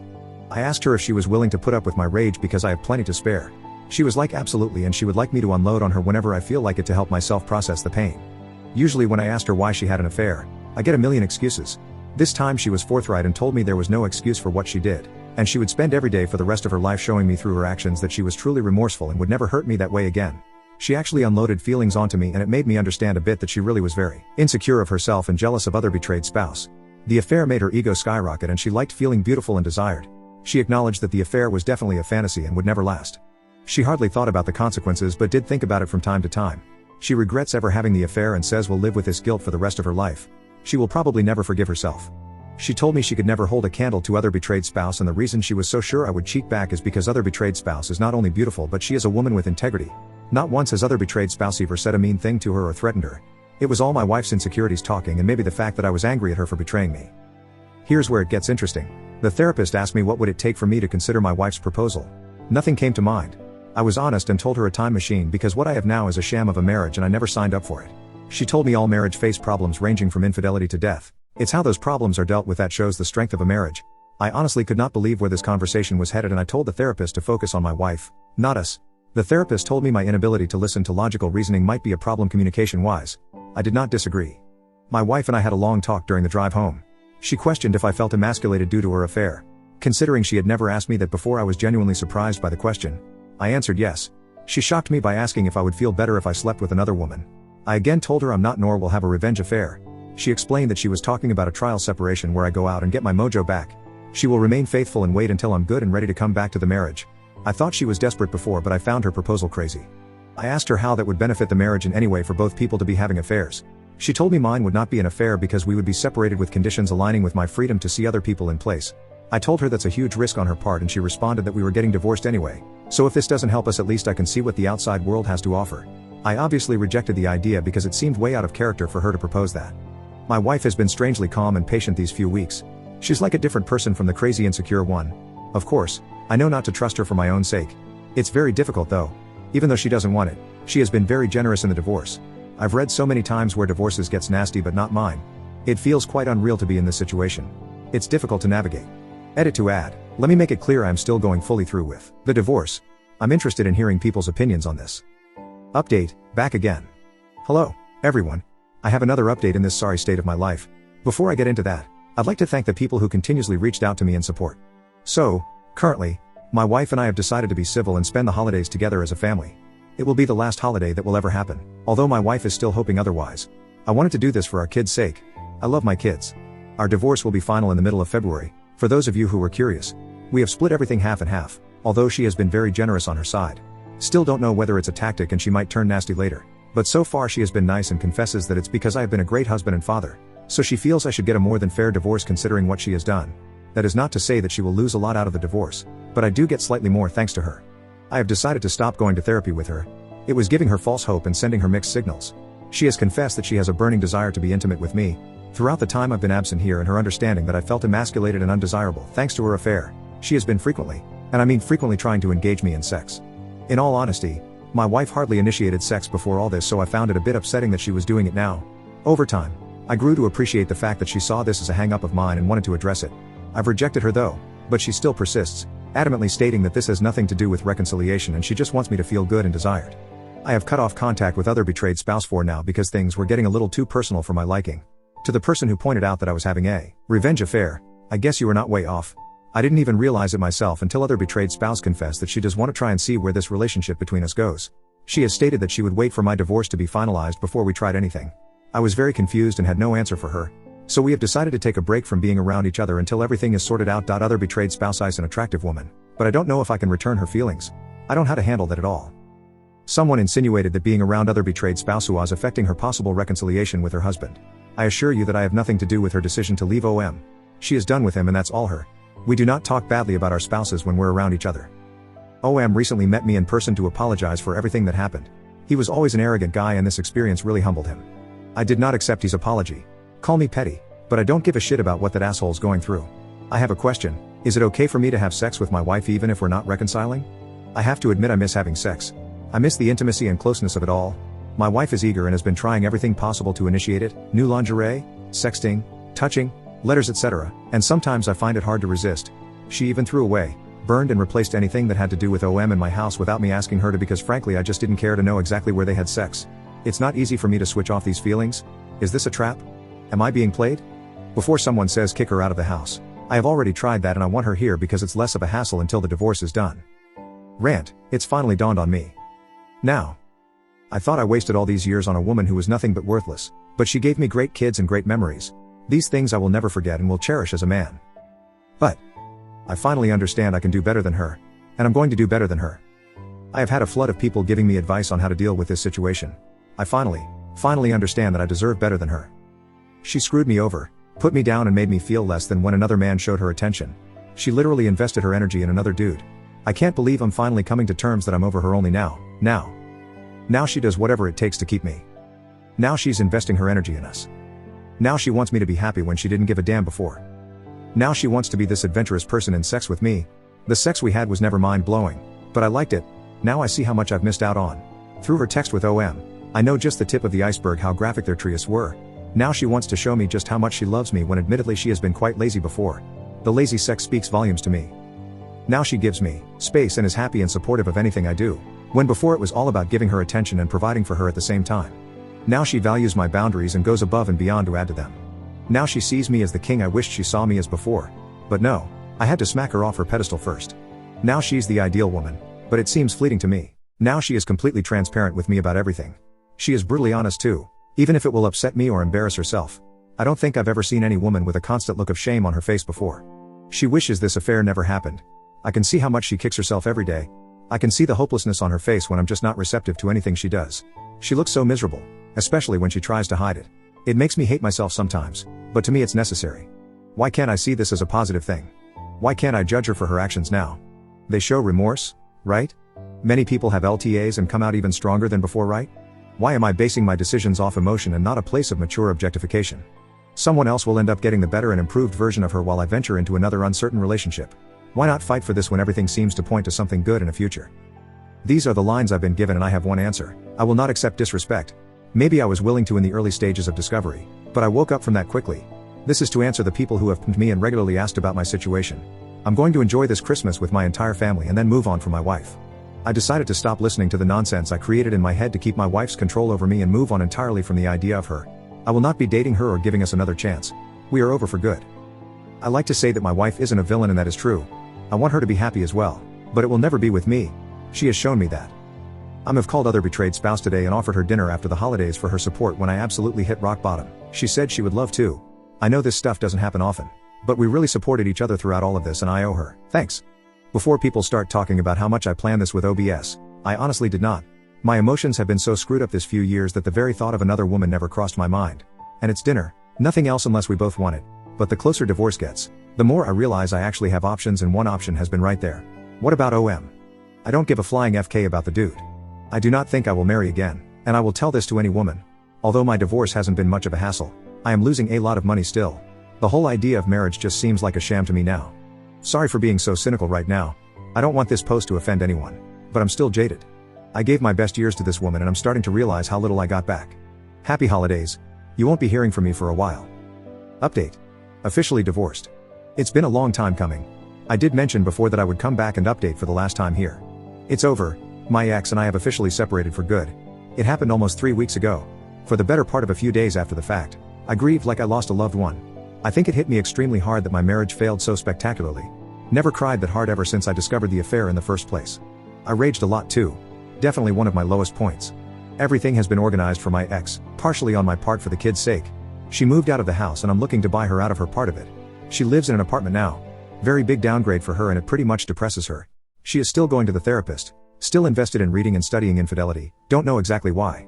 We've had long talks leading to and after the divorce, minimal physical contact. I know I shouldn't entertain her now, but she's still the mother of my kids and I want us to be good co-parents. I'm nothing if not logical about the situation, largely thanks to this community and others. Of course, it's the same tune. She wants to reconcile and I think it's too risky for me to put myself in that situation again. Unfortunately, I'm not in the mood to give her that gift. This past weekend, I accompanied other betrayed spouse to dinner with no intention than enjoying each other's company and chatting. We talked about all sorts of things. Things got flirty between us and I must admit I was very reluctant to entertain the rapidly changing mood. Well, I guess I should say the night ended in a very passionate way. Sorry for TMI, it was probably the most mind-blowing sex I've ever had. OBS is very much a giver and spades above my ex. I did not intend for it go that far, but other betrayed spouse who was willing and I was as well. Learned quite a few more tricks in the sack, lol. First time I ever had someone that enthusiastic to please me and not the other way around. Guess I shouldn't call her other betrayed spouse anymore, as she divorced her ex, but for privacy's sake, I'll just use that. I do not think we will take our relationship further. To be honest, I think the hormones and wine got the best of us that night. She would like to, but I am undecided. I need to sort myself out, emotionally, and I think she does as well. I feel very good though. People might not like hearing this, but the sex I had with other betrayed spouse really helped a lot with my residual self-esteem issues. I felt desired, alive and finally understood what I was missing out on. I will never settle for robotic sex again. What was more satisfying was knowing that I was not cheating and did not lower my morals. All things considered, I'm very proud of how I handled all this crap. I wasn't perfect, but did the best I could. I'm probably coming out very lucky compared to many BHs even if I did lose a substantial amount of money in this process, but it was because I was willing to absorb advice and listen to people with experience instead of going in blind and hoping for the best. For that, I will be forever grateful to you guys. You and everyone who lent me an ear saved me from destroying my self-worth even further. Takeaways. Respect yourself. Never, ever accept disrespect from anyone else, not even people closest to you. Everyone deserve a healthy, fulfilling relationship. Never settle for scraps from your partner. Every committed relationship should include a healthy and fulfilling sex life. If your partner is not giving his/her all to you but did so before with someone else, or in an affair, do not tolerate it. I'm not advocating sexual abuse or rape. Simply lay out your dissatisfaction. If your partner isn't willing to meet them, do not settle for boring sex unless you both agree on it. It is okay to walk away from that. Communicate, communicate, communicate. I cannot stress how super important that is. If you're ever betrayed, only you can truly heal yourself. It took a long time for me to understand this. There are many more, but that's all I can think of right now. I'll be available to answer comments that you may have. But in about a few hours from now, I'm done posting here for good and moving on with my life. Have a good one, everyone. Update, things are May right now. Hey guys, I've been getting a ton of emails from people who wanted to know how my situation is going. I have been purposely staying away from anything involving infidelity because I still get the trigger here and there. With that in mind, I'm still dealing with the trauma. I don't like to dwell too much on something, so I've been away from this site and others in a bid to move on. However, since there are so many people concerned about me, I will ease your worries and give you an update. I'm okay. No accidents. No poof, I'm off the face of the earth. I'm still an IC. Other betrayed spouse, I still my girlfriend.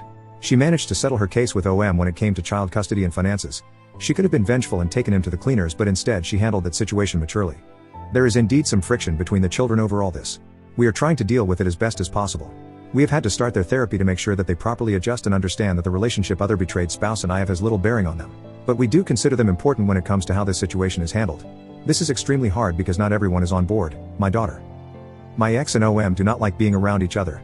I genuinely think both of them blame the other for how things turned out. And I'm not kidding here. There is tension when those two are in close proximity to each other.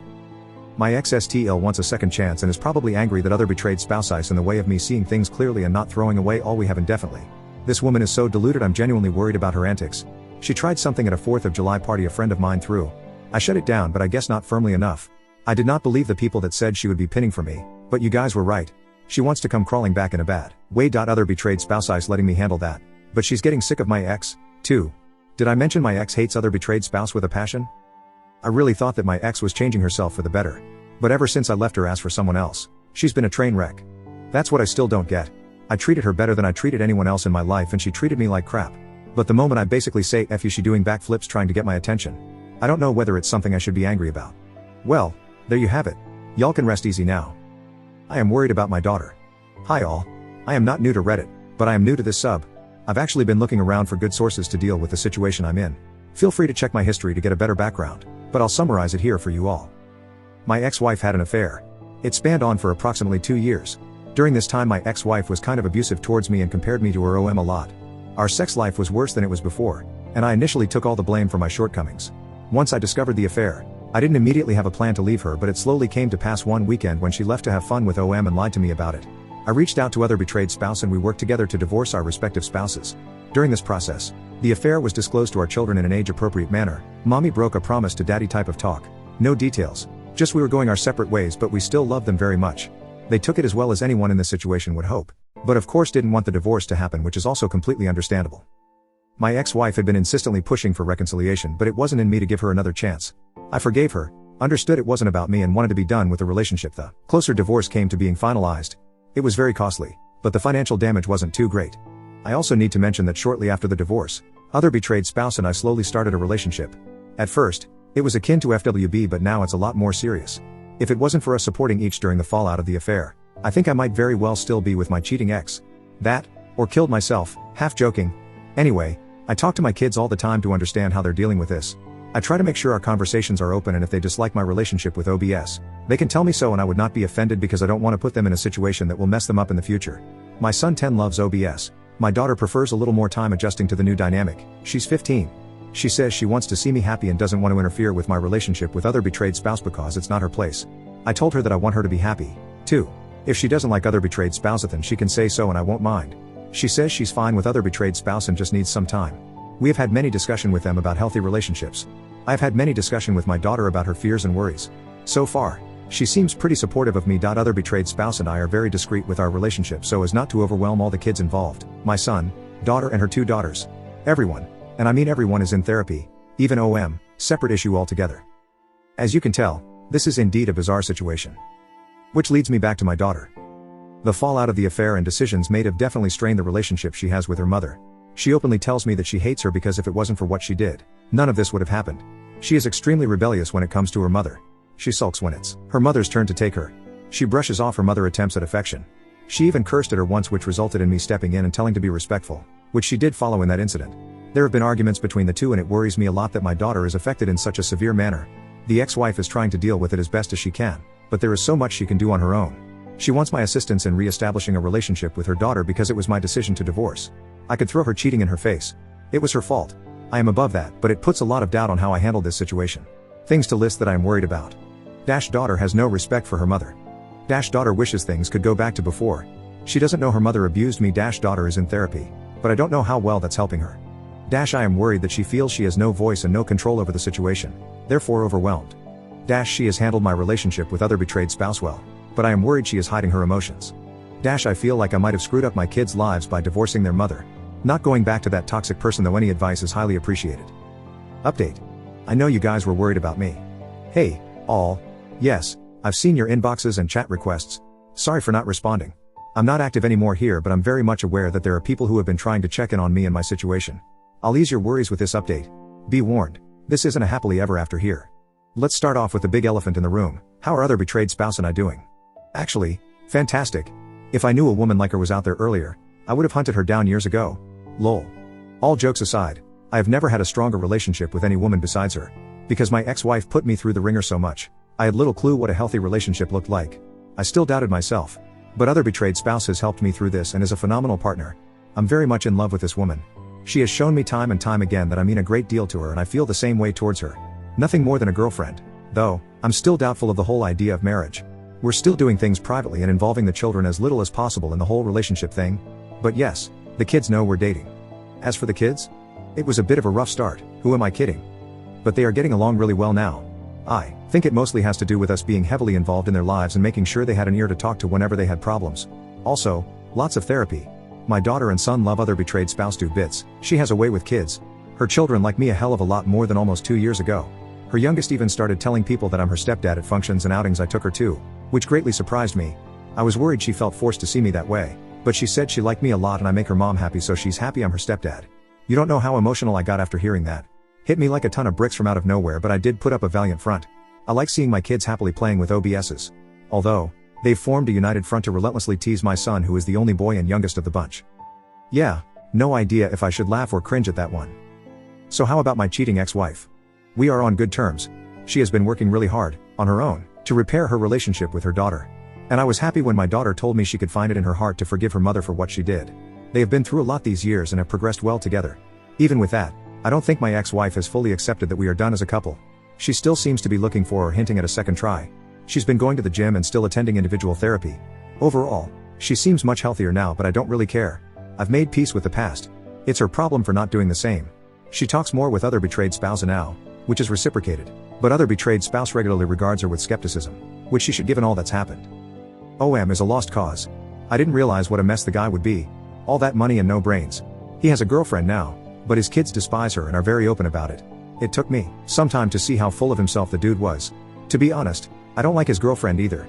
She comes off as extremely materialistic, selfish and callous towards the girls. So to conclude, we are doing better than okay. Don't get me wrong. I had my doubts if this was the right path. But with a lot of effort from the people involved, it's turning out splendidly. No happily ever after, just really happy now. Well, there you have it. Y'all can rest easy now. Worked hard for my wife and took care of our kid and did all the chores while she came home late every day, so I followed her and found out that she is cheating on me. My wife and I were married for 4 years. The first time my wife and I met was at a football stadium. I had gone out with a couple of friends to support my football team, and she was there with her family too. While the game was going on, she tried to take a picture, and since I was sitting a row from where she sat, she captured me in the image, and without caring if I was intruding or not, I smiled as she took the shots. Well, I'll say we became friends afterward because she was so lovely and polite, and after she saw me grinning from ear to ear in the pictures, she asked if she could send the pictures to me. It was hilarious because I thought she would be mad that I ruined her moments. Instead, we became friends. From there, we exchanged contacts and followed each other on Facebook. After the day we met, we didn't talk for a while. We started talking again after she sent a message on Facebook, and from there, we started talking. It started as random questions, and gradually, we moved to personal questions. I liked her personality. She was energetic and always fun to talk on the phone or chat with. So after weeks of talking and getting to know ourselves, I asked her out on a date, and she accepted. Our first date was so smooth, and it even led to other dates, subsequently leading to a relationship. I had fallen in love with her, and she made me feel like a baby again. I was heartbroken in my previous relationship and was too afraid to fall in love again. Which was more reason I buried myself in work and tried to shut out any woman that came my way, but with my wife, it was different. She made me feel safe and assured, and I loved her so much. My mind was at rest with her, and eventually, we got married. My wife had always wanted a child, so we had one child in the first year of our marriage.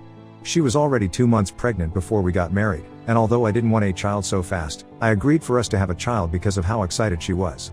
When our daughter came, I was so happy, and I loved how she lit up my world. Her presence pushed me to work harder and become a better father and husband. As my daughter grew older, she spent more time with me because I worked from home and had enough time to take her to her daycare and bring her back home.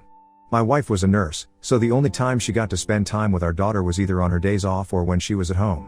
Also, because I was the one who spent most of the time at home, I took care of the house, cleaned, did the laundry, and on some days, I would cook. I did this because I wanted to ease the burden on my wife and loved a neat house. I also knew she was always exhausted every time she came home, and the possibility of her cleaning the house, going grocery shopping, and cooking with the little time she had to rest was almost impossible, so I did all I could to make life easier for us. We continued like this for the first 3 years of our marriage and were both happy. We barely had issues except for our normal couple fights, which never lasted a day. We were also great parents to our daughter and did everything possible to raise her well. Everything was great between us until the 4th year of our marriage. It all started with my wife not returning when she was supposed to. For example, if she worked the afternoon shift and was supposed to come home in the evening to be with us, she would not return until the following day and would claim she was covering up for a sick colleague, or she decided to work overtime. In the beginning, I understood her reasons, but it got to a level I could not take it anymore. It was becoming more of a habit than an excuse, and it affected our relationship. Our daughter was beginning to miss her mother, and each time, I had to devise a dozen excuses for why her mother did not come home. Also, when all of this started, our intimacy reduced terribly. She no longer allowed me to touch her, and each time I tried to, she would either complain about being so tired or say she was not in the mood. These continued for weeks, and it even rolled into months. It got so bad that I became afraid for our marriage, and I signed us up for marriage counseling, but she didn't attend the appointment once. As time passed, our relationship deteriorated, and I had to open up to a close friend. He first suggested that my wife was either seeing someone or was tired of our marriage, and none of that made sense. I trusted my wife so much, and it never crossed my mind that she would cheat on me. To even show how much I trusted her, I argued with my friend that my wife couldn't cheat, and I believed she was only working so hard so we could give our daughter the kind of future she deserved. I also thought about the aspect of my wife being tired of our marriage, and I tried to talk to her about it, but every time I brought it up, her response would either be cold or she would sound so uninterested in the conversation. After trying so many times to make things right, the idea of my wife seeing someone else crossed my mind. Already, in the previous months, there were many changes with her. Before, she used to go grocery shopping wearing simple clothes, but she became more conscious of how she looked and would even combine 2 to 3 perfumes just to go grocery shopping. I didn't think it was suspicious because I had always complained about how she dressed outside the house and the rest. She used to look homeless before, which was a major improvement on her end. It was something I complained about all the time, and I was glad she was finally listening. So, one day, my wife was playing with our daughter in the living room, and I was in the kitchen trying to make dinner for us. I remember her phone ringing, and instead of taking the call in the living room like I expected her to, she rushed out of the house, and immediately I knew something was wrong. In our 2 years of dating and 4+ years of marriage, my wife had never gone outside to take a call, no matter what the call was about. Out of curiosity, I left what I was doing and followed her. I didn't go out of the house, but I could hear most of her conversation because she left the door open, and before she returned, I hurried back to the kitchen. After she came back inside the house, she acted all cool, played with our daughter for a few minutes, and then turned to me to ask about the groceries we needed to replace. I mentioned the things, and she made the list. After she was done, she told me she'd be going to get them at the grocery store since she wasn't doing anything at the moment. I didn't need a psychic to tell me something was off, her body language said it all, and I watched her go into our room to shower, change and wear light makeup for grocery shopping. We had not shared our husband and wife bond or even communicated like we used to in months, but there she was, excited and all dressed for grocery shopping. As soon as she left, I asked my closest neighbor if his oldest daughter could help me watch after our daughter for a few minutes, and he agreed. It was such a relief, and without wasting time, I drove to the grocery store I knew she went to. On getting to the grocery store, I waited a bit, and just as I was about to step out of my car to confirm if she was genuinely shopping, I saw my wife walking out with a man from the grocery store. She had her hand around his waist, and his hands were crossed over her shoulder. It was already evening, and the whole store was lit up. I actually saw them from the see-through glass, and before they stepped out of the store, I already charged inside in anger. I was boiling, and to date, I could not believe I had acted that way. My wife was so shocked to see me that she did not know what to do or say. I didn't confront or talk to her because, deep down, I knew we were done. Instead, I focused on her affair partner, yelled at him, and ensured I caused a scene. People gathered around to take videos and photographs, but I didn't mind. I was just so angry. In the end, his manager found out about his affair with my wife, and he was fired. As for my wife, she came home that night to beg and cry, but no matter what she said, I was too disappointed to forgive her. She said she did it because she thought she would get away with it and return to me, which even hurt me more. That same night I kicked her out of the house, and she crashed at her friend's place. She had been seeing him for more than 6 months, and I was completely unaware. That whole time she was telling stories of how she covered for her friend at work, and blah blah, she was spending the night with him while I looked after our daughter alone. There's no need to ask if we divorced or not because we did.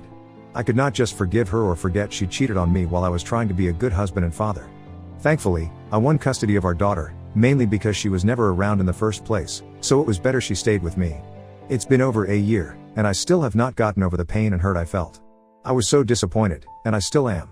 Right now, my daughter is my top priority, and I will try my best to be a good father and teach her to be faithful to whoever she ends up with. My wife has been cheating on me while neglecting our 3 children. So, I married my wife, F48, let's call her May, in March of 2008. We met at a party through a mutual friend.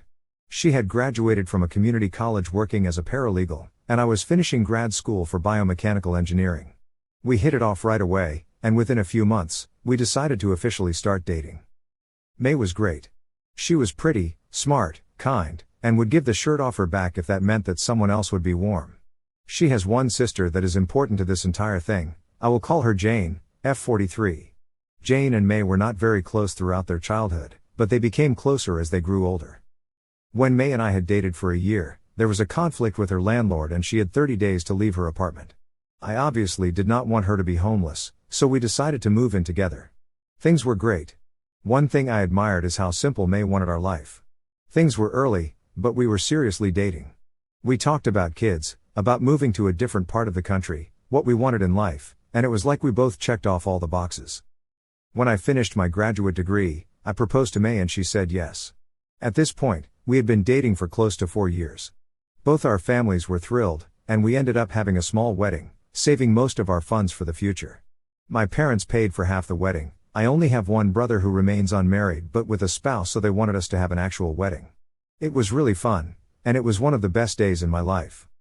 After our wedding, we decided that we wanted to have kids. Additionally, I got a job with a big company which forced us to move about 14 hours away from where we met.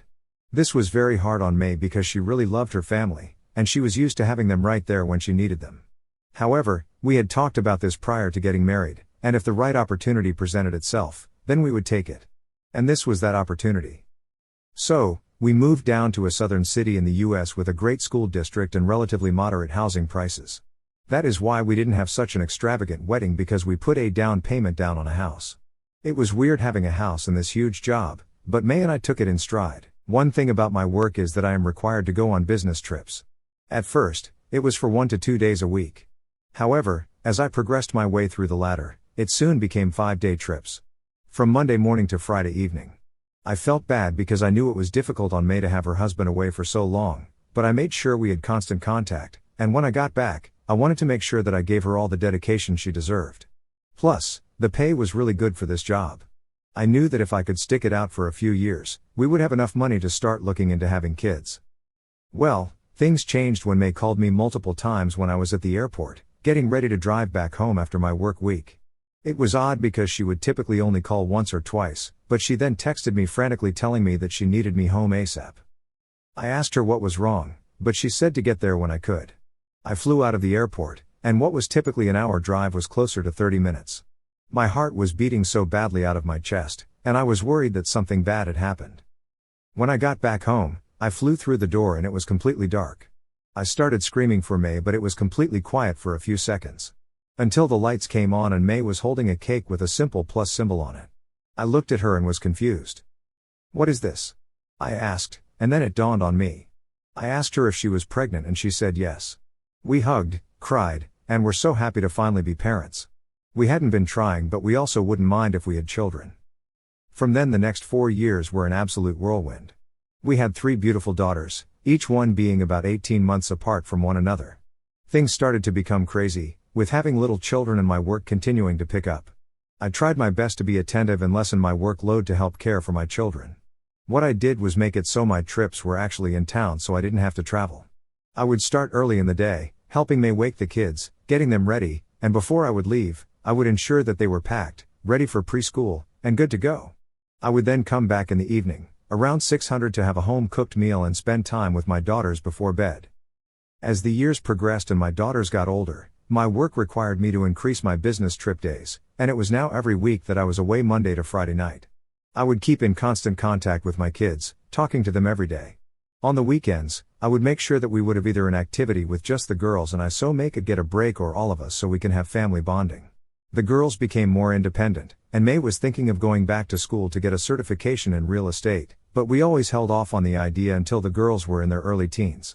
I encouraged May to go for it, but she also said that it was too much work with the girls, and being a full-time mom would make it difficult to get her certification. I didn't argue with her on it because what she was saying was absolutely true. Being a full-time mom was incredibly difficult, and maybe when the girls were teenagers or pre-teens, then May could get the certification. One evening, when the girls were in bed and May and I were in our room, she brought up the idea of moving. I was kind of surprised because I thought we both liked it where we were. Our girls grew up here, they had all their friends, all their interests, and they found this city as home. But May said that she was starting to feel suffocated and that this change would be the chance she could get her certification. She said it would be like a renewal. I told her that this would make my travel schedule even longer. Where we were was right near a major airport hub, so traveling was easy. But when I asked her where, she said she already knew where she wanted to be. It was right on the East Coast. She said she found this house she liked, and maybe we could tour it on our next vacation to this area, in about 2 weeks. I was kind of surprised about how much in depth she already knew where to go, and it was apparent she had been thinking about this for a while. I wanted to agree with her, but my thoughts were about our girls. Would it be fair for them to just suddenly uproot our lives and go to this place where they would have no friends or connections? 2 weeks later, we went on vacation. The girls were enrolled in tennis academy sessions, as all of them were very dedicated and loved the sport. We had some free time and decided to go check out the place that May had looked at. Again, I was hesitant, but when we went to the area, May fell in love. Seeing her so happy made me wonder if moving was the right idea. I mean, we had vacationed at this place twice a year for 8 odd years. May then grabbed my hands and looked at me, saying that this was where she wanted to live. I told her that the houses were far out of our price range considering we have 3 almost pre-teen girls that have to get to college, but she said she knew a house that would be right in our budget. It had been on the market for 8 months and was heavily discounted. There also was an open house the next day, so we went there, and May just about was head over heels for this house, and within 2 months, we had completely uprooted our lives and left. I thought we should have waited until the school year ended, but May was insistent to leave. We had talked to our girls, and they were fine with it. Though my youngest Lily, F14, seemed to be taking the move really hard. I noticed at first at how quiet she was. She said she was fine with moving, but I could see how difficult it was for her moving to a new school with only a couple weeks left to go. I sat down and talked with Lily, and she admitted that she said it was fine to move, but she felt like May had forced her to say yes. I told her that what she was telling me wasn't okay, and that I understand her feelings and will talk to May about it. However, Lily said to not tell her because it would upset May. Respecting Lily's wishes, I didn't tell May, but there was something in my heart telling me that something was wrong. The school year ended and the girls were enrolled in a full-time tennis program within our neighborhood. Everything was right there. We lived in a gated community with a huge tennis center, multiple pools, and right outside was a name grocery store. The girls were in biking vicinity for everything, and it felt like everything was going great. However, I noticed that Lily and our middle daughter Abby, F12, were starting to become more distant from May and I. We assumed it was because they were preteens and liked their freedom. May then said that she wanted to get certification, and I told her to go for it and that I would support her. Also, the girls were most independent, plus the classes were in the evening, so May would still be there for our girls when she left, around 7 p.m., and got back when they were sleeping, around 11 p.m. I didn't like the idea of leaving our girls alone for so long, but the area was very safe, and the girls had a neighbor right next door if anything happened. Things were going well until one weekend. When I was home in the afternoon making lunch, Lily got back home and didn't say hi to me. She had tears in her eyes and she went to her room, locking her door. I was majorly concerned and went to Lily's door and knocked on it, asking her what was wrong. But she just told me to leave her alone. I told her that if she wanted anything, she could go to my bedroom. After a few moments of silence, Lily unlocked her door and it was apparent she had been crying.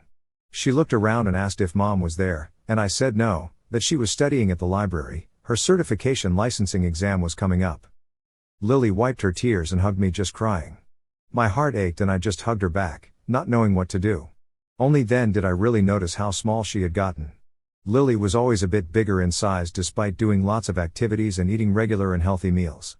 This summer, I noticed she had lost weight, but now I was seeing just how much weight she had lost. It had me concerned, but I wasn't sure what to say. I asked Lily what was wrong, but when we released she just shook her head, said, "Thank you," and closed the door. I was absolutely confused, unsure if this was just preteen emotions or if something was really wrong. My first instinct was to call May and ask her what to do, but I wanted to honor Lily's wishes and so I didn't call May. However, I soon became curious and went to our garage where there were medical documents sorted away. I went ahead and pulled out Lily's annual physical documents and noticed how drastically her weight had gone down. At 12 she was 5 feet 3 inches and 130 pounds, and then at 14 she was 5 feet 4 inches and 110 pounds. I knew something was really wrong, and something just didn't feel right. As I was putting documents away, my mind kept running. I went to the fridge and curiously checked the groceries we had in there. We had groceries, but I noticed that the stuff we had was entirely new. Obviously, with a family of 5 we had a lot of groceries, but everything was completely new, from the day before. I pushed it out of my mind, but I made a mental note about it. Over the next few weekends, I noticed that Lily became more withdrawn and our other girls were acting out more. They were still younger, but the tantrums were almost daily. It wasn't just tantrums, they were screaming matches and lots of slamming doors and hitting things. This hadn't happened until recently, and I noticed that Lily often had to break up the fights and would manage to calm down her sisters better than May or I. Suddenly, a few months ago, one morning, our youngest, June, F10, woke up in agonizing pain and we were going to take her to the hospital. But May insisted that she will go with June, and I will stay home with our other 2 daughters so that when they got up, we could go to the ER and they wouldn't be panicked. I helped June to the car, and May drove off hurriedly. I went back indoors before I noticed that May had left her phone. This sounds like a bad movie, doesn't it? We had an open phone policy, and I was going to look away before I saw a notification pop up. It was from her sister. At first I was going to walk away, but I checked the message and my whole world changed. Her sister had been warning May to stop the affair because if I found out, it would ruin everything. Of course I was confused. What just happened? Inclined, I scrolled back and looked in horror to see that May was admitting to her sister that she missed being with who we will call Derek and that he made her feel so much like a woman when they were together. Messages said that she couldn't wait for her library meetings with him and that she knew it was wrong, but she started to fall in love with him. Hurriedly, I went out other messages and looked for Derek, but there was no contact. I looked into a search bar and typed Derek and lo and behold, under a different alias named Jenny, there were nudes, sexting, and plans to meet up almost every evening of the week when I was away on business trips. I was so disgusted and I didn't know what to do.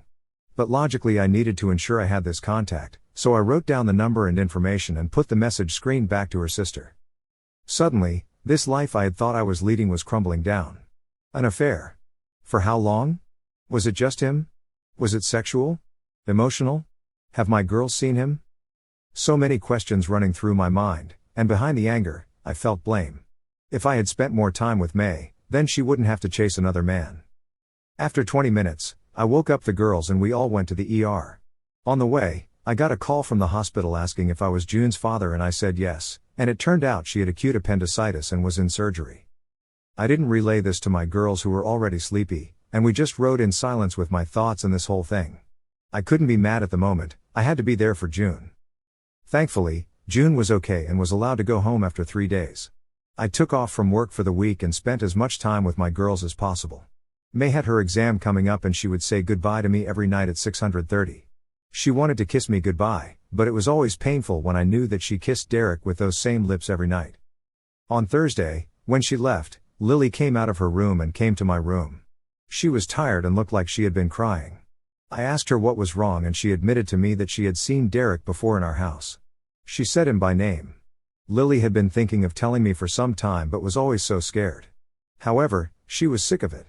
Not just that, oh no, there was so much I was missing. What Lily said to me was heart-aching.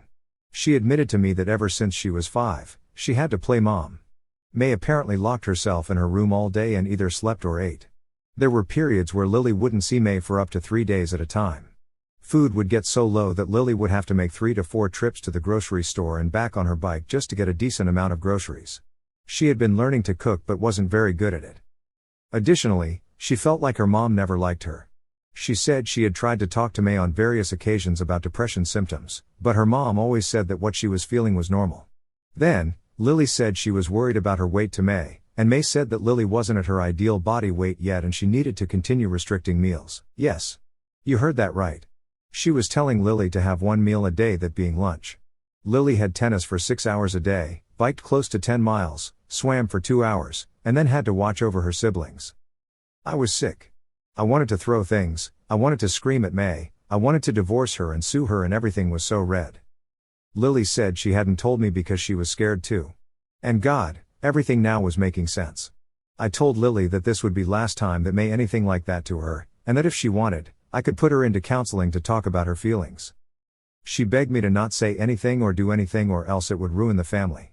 She said that she would ruin the family. But I told her that this has gone too far. I told her I loved her and that I would make sure that she couldn't be hurt anymore. She asked me to promise her, and I did. It was when May got back that I wanted to tell her that I knew everything, but I decided to wait until the next day when the girls were gone. Well, the day came, and when the girls were gone I confronted May about the cheating. She denied it at first, saying that I was being ridiculous and that she would never cheat on me. However, I had prepared for this. I had messaged her sister prior to our discussion, and her sister had admitted to me that she couldn't hide this any longer. I also had her boyfriend's number written down. When I asked May about the number, she denied it. But when I asked if I could put the phone number in the search bar for her phone, she hesitated greatly before giving her phone to me. I put in the number and the messages came up. Suddenly, May was crying, begging me to not leave her and that I was everything to her.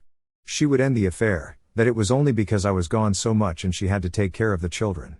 I then screamed at her, asking her about the days she locked herself in her room, where the girls had to ask friends for rides to their schools. 2 of them didn't have buses, because she couldn't get out of bed. I asked her why she didn't get Lily consoling, why Lily had to be the mom that she wasn't. May was crying and said that if I left her, she would take her life.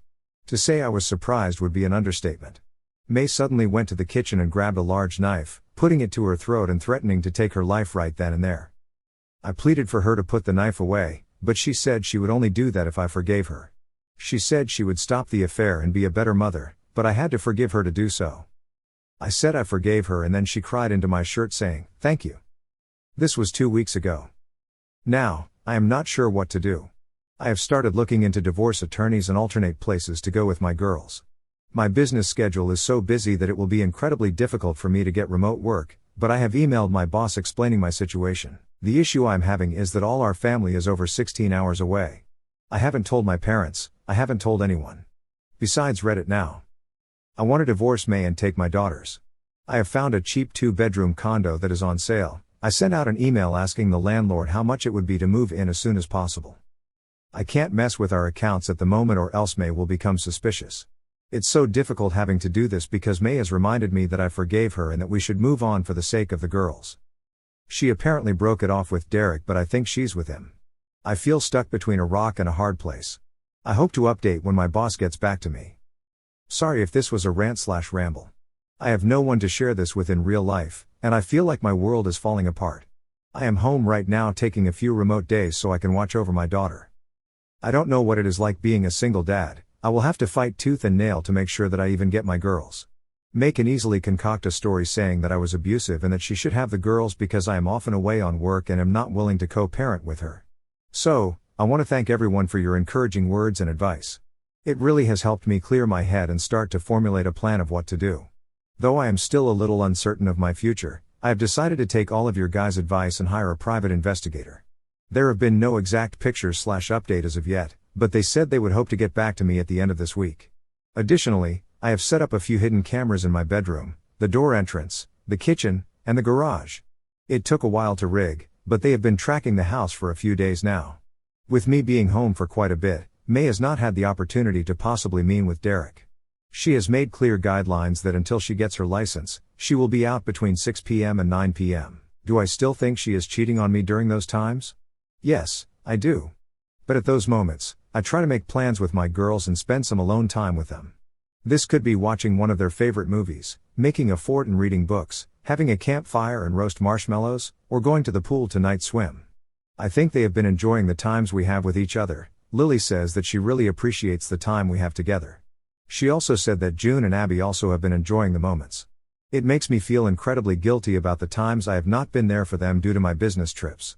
The next issue I am having is that my boss wants me to start flying for trips again. This job pays good money, but I have started to look into other companies that would be able to accompany my situation.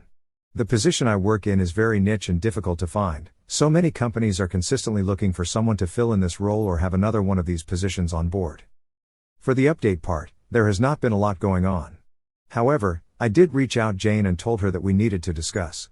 She instantly knew what I was talking about and said that she would not be able to talk until next week, but she would be willing to answer any questions I have. To be honest, there are a lot of questions running through my head, but I can't seem to put them down in a notepad or anything. Jane knows May has done something, and I think the guilt is starting to eat at her. I am hoping that when we call, I will be able to have my questions formatted so it is ask and answer.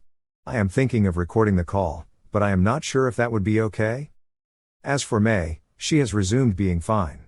I have made an effort to ask her to get in counseling. I even offered for marriage counseling. I know that we won't be married once I have things sorted out, but I want to try and understand why she has done this to our family. Maybe she just doesn't care about what we have built. However, I have made a promise to myself and my girls that I will try every route to ensure that nothing ever happens to them again. I am sorry that this update is not more thrilling/exciting, but I thought you guys deserve an update. I hope the next time I post I will have better news. Again, thank you everyone for your input. It really knocked me to my feet in realizing that this is not something all in my eyes. My daughters are my priority. Thanks again.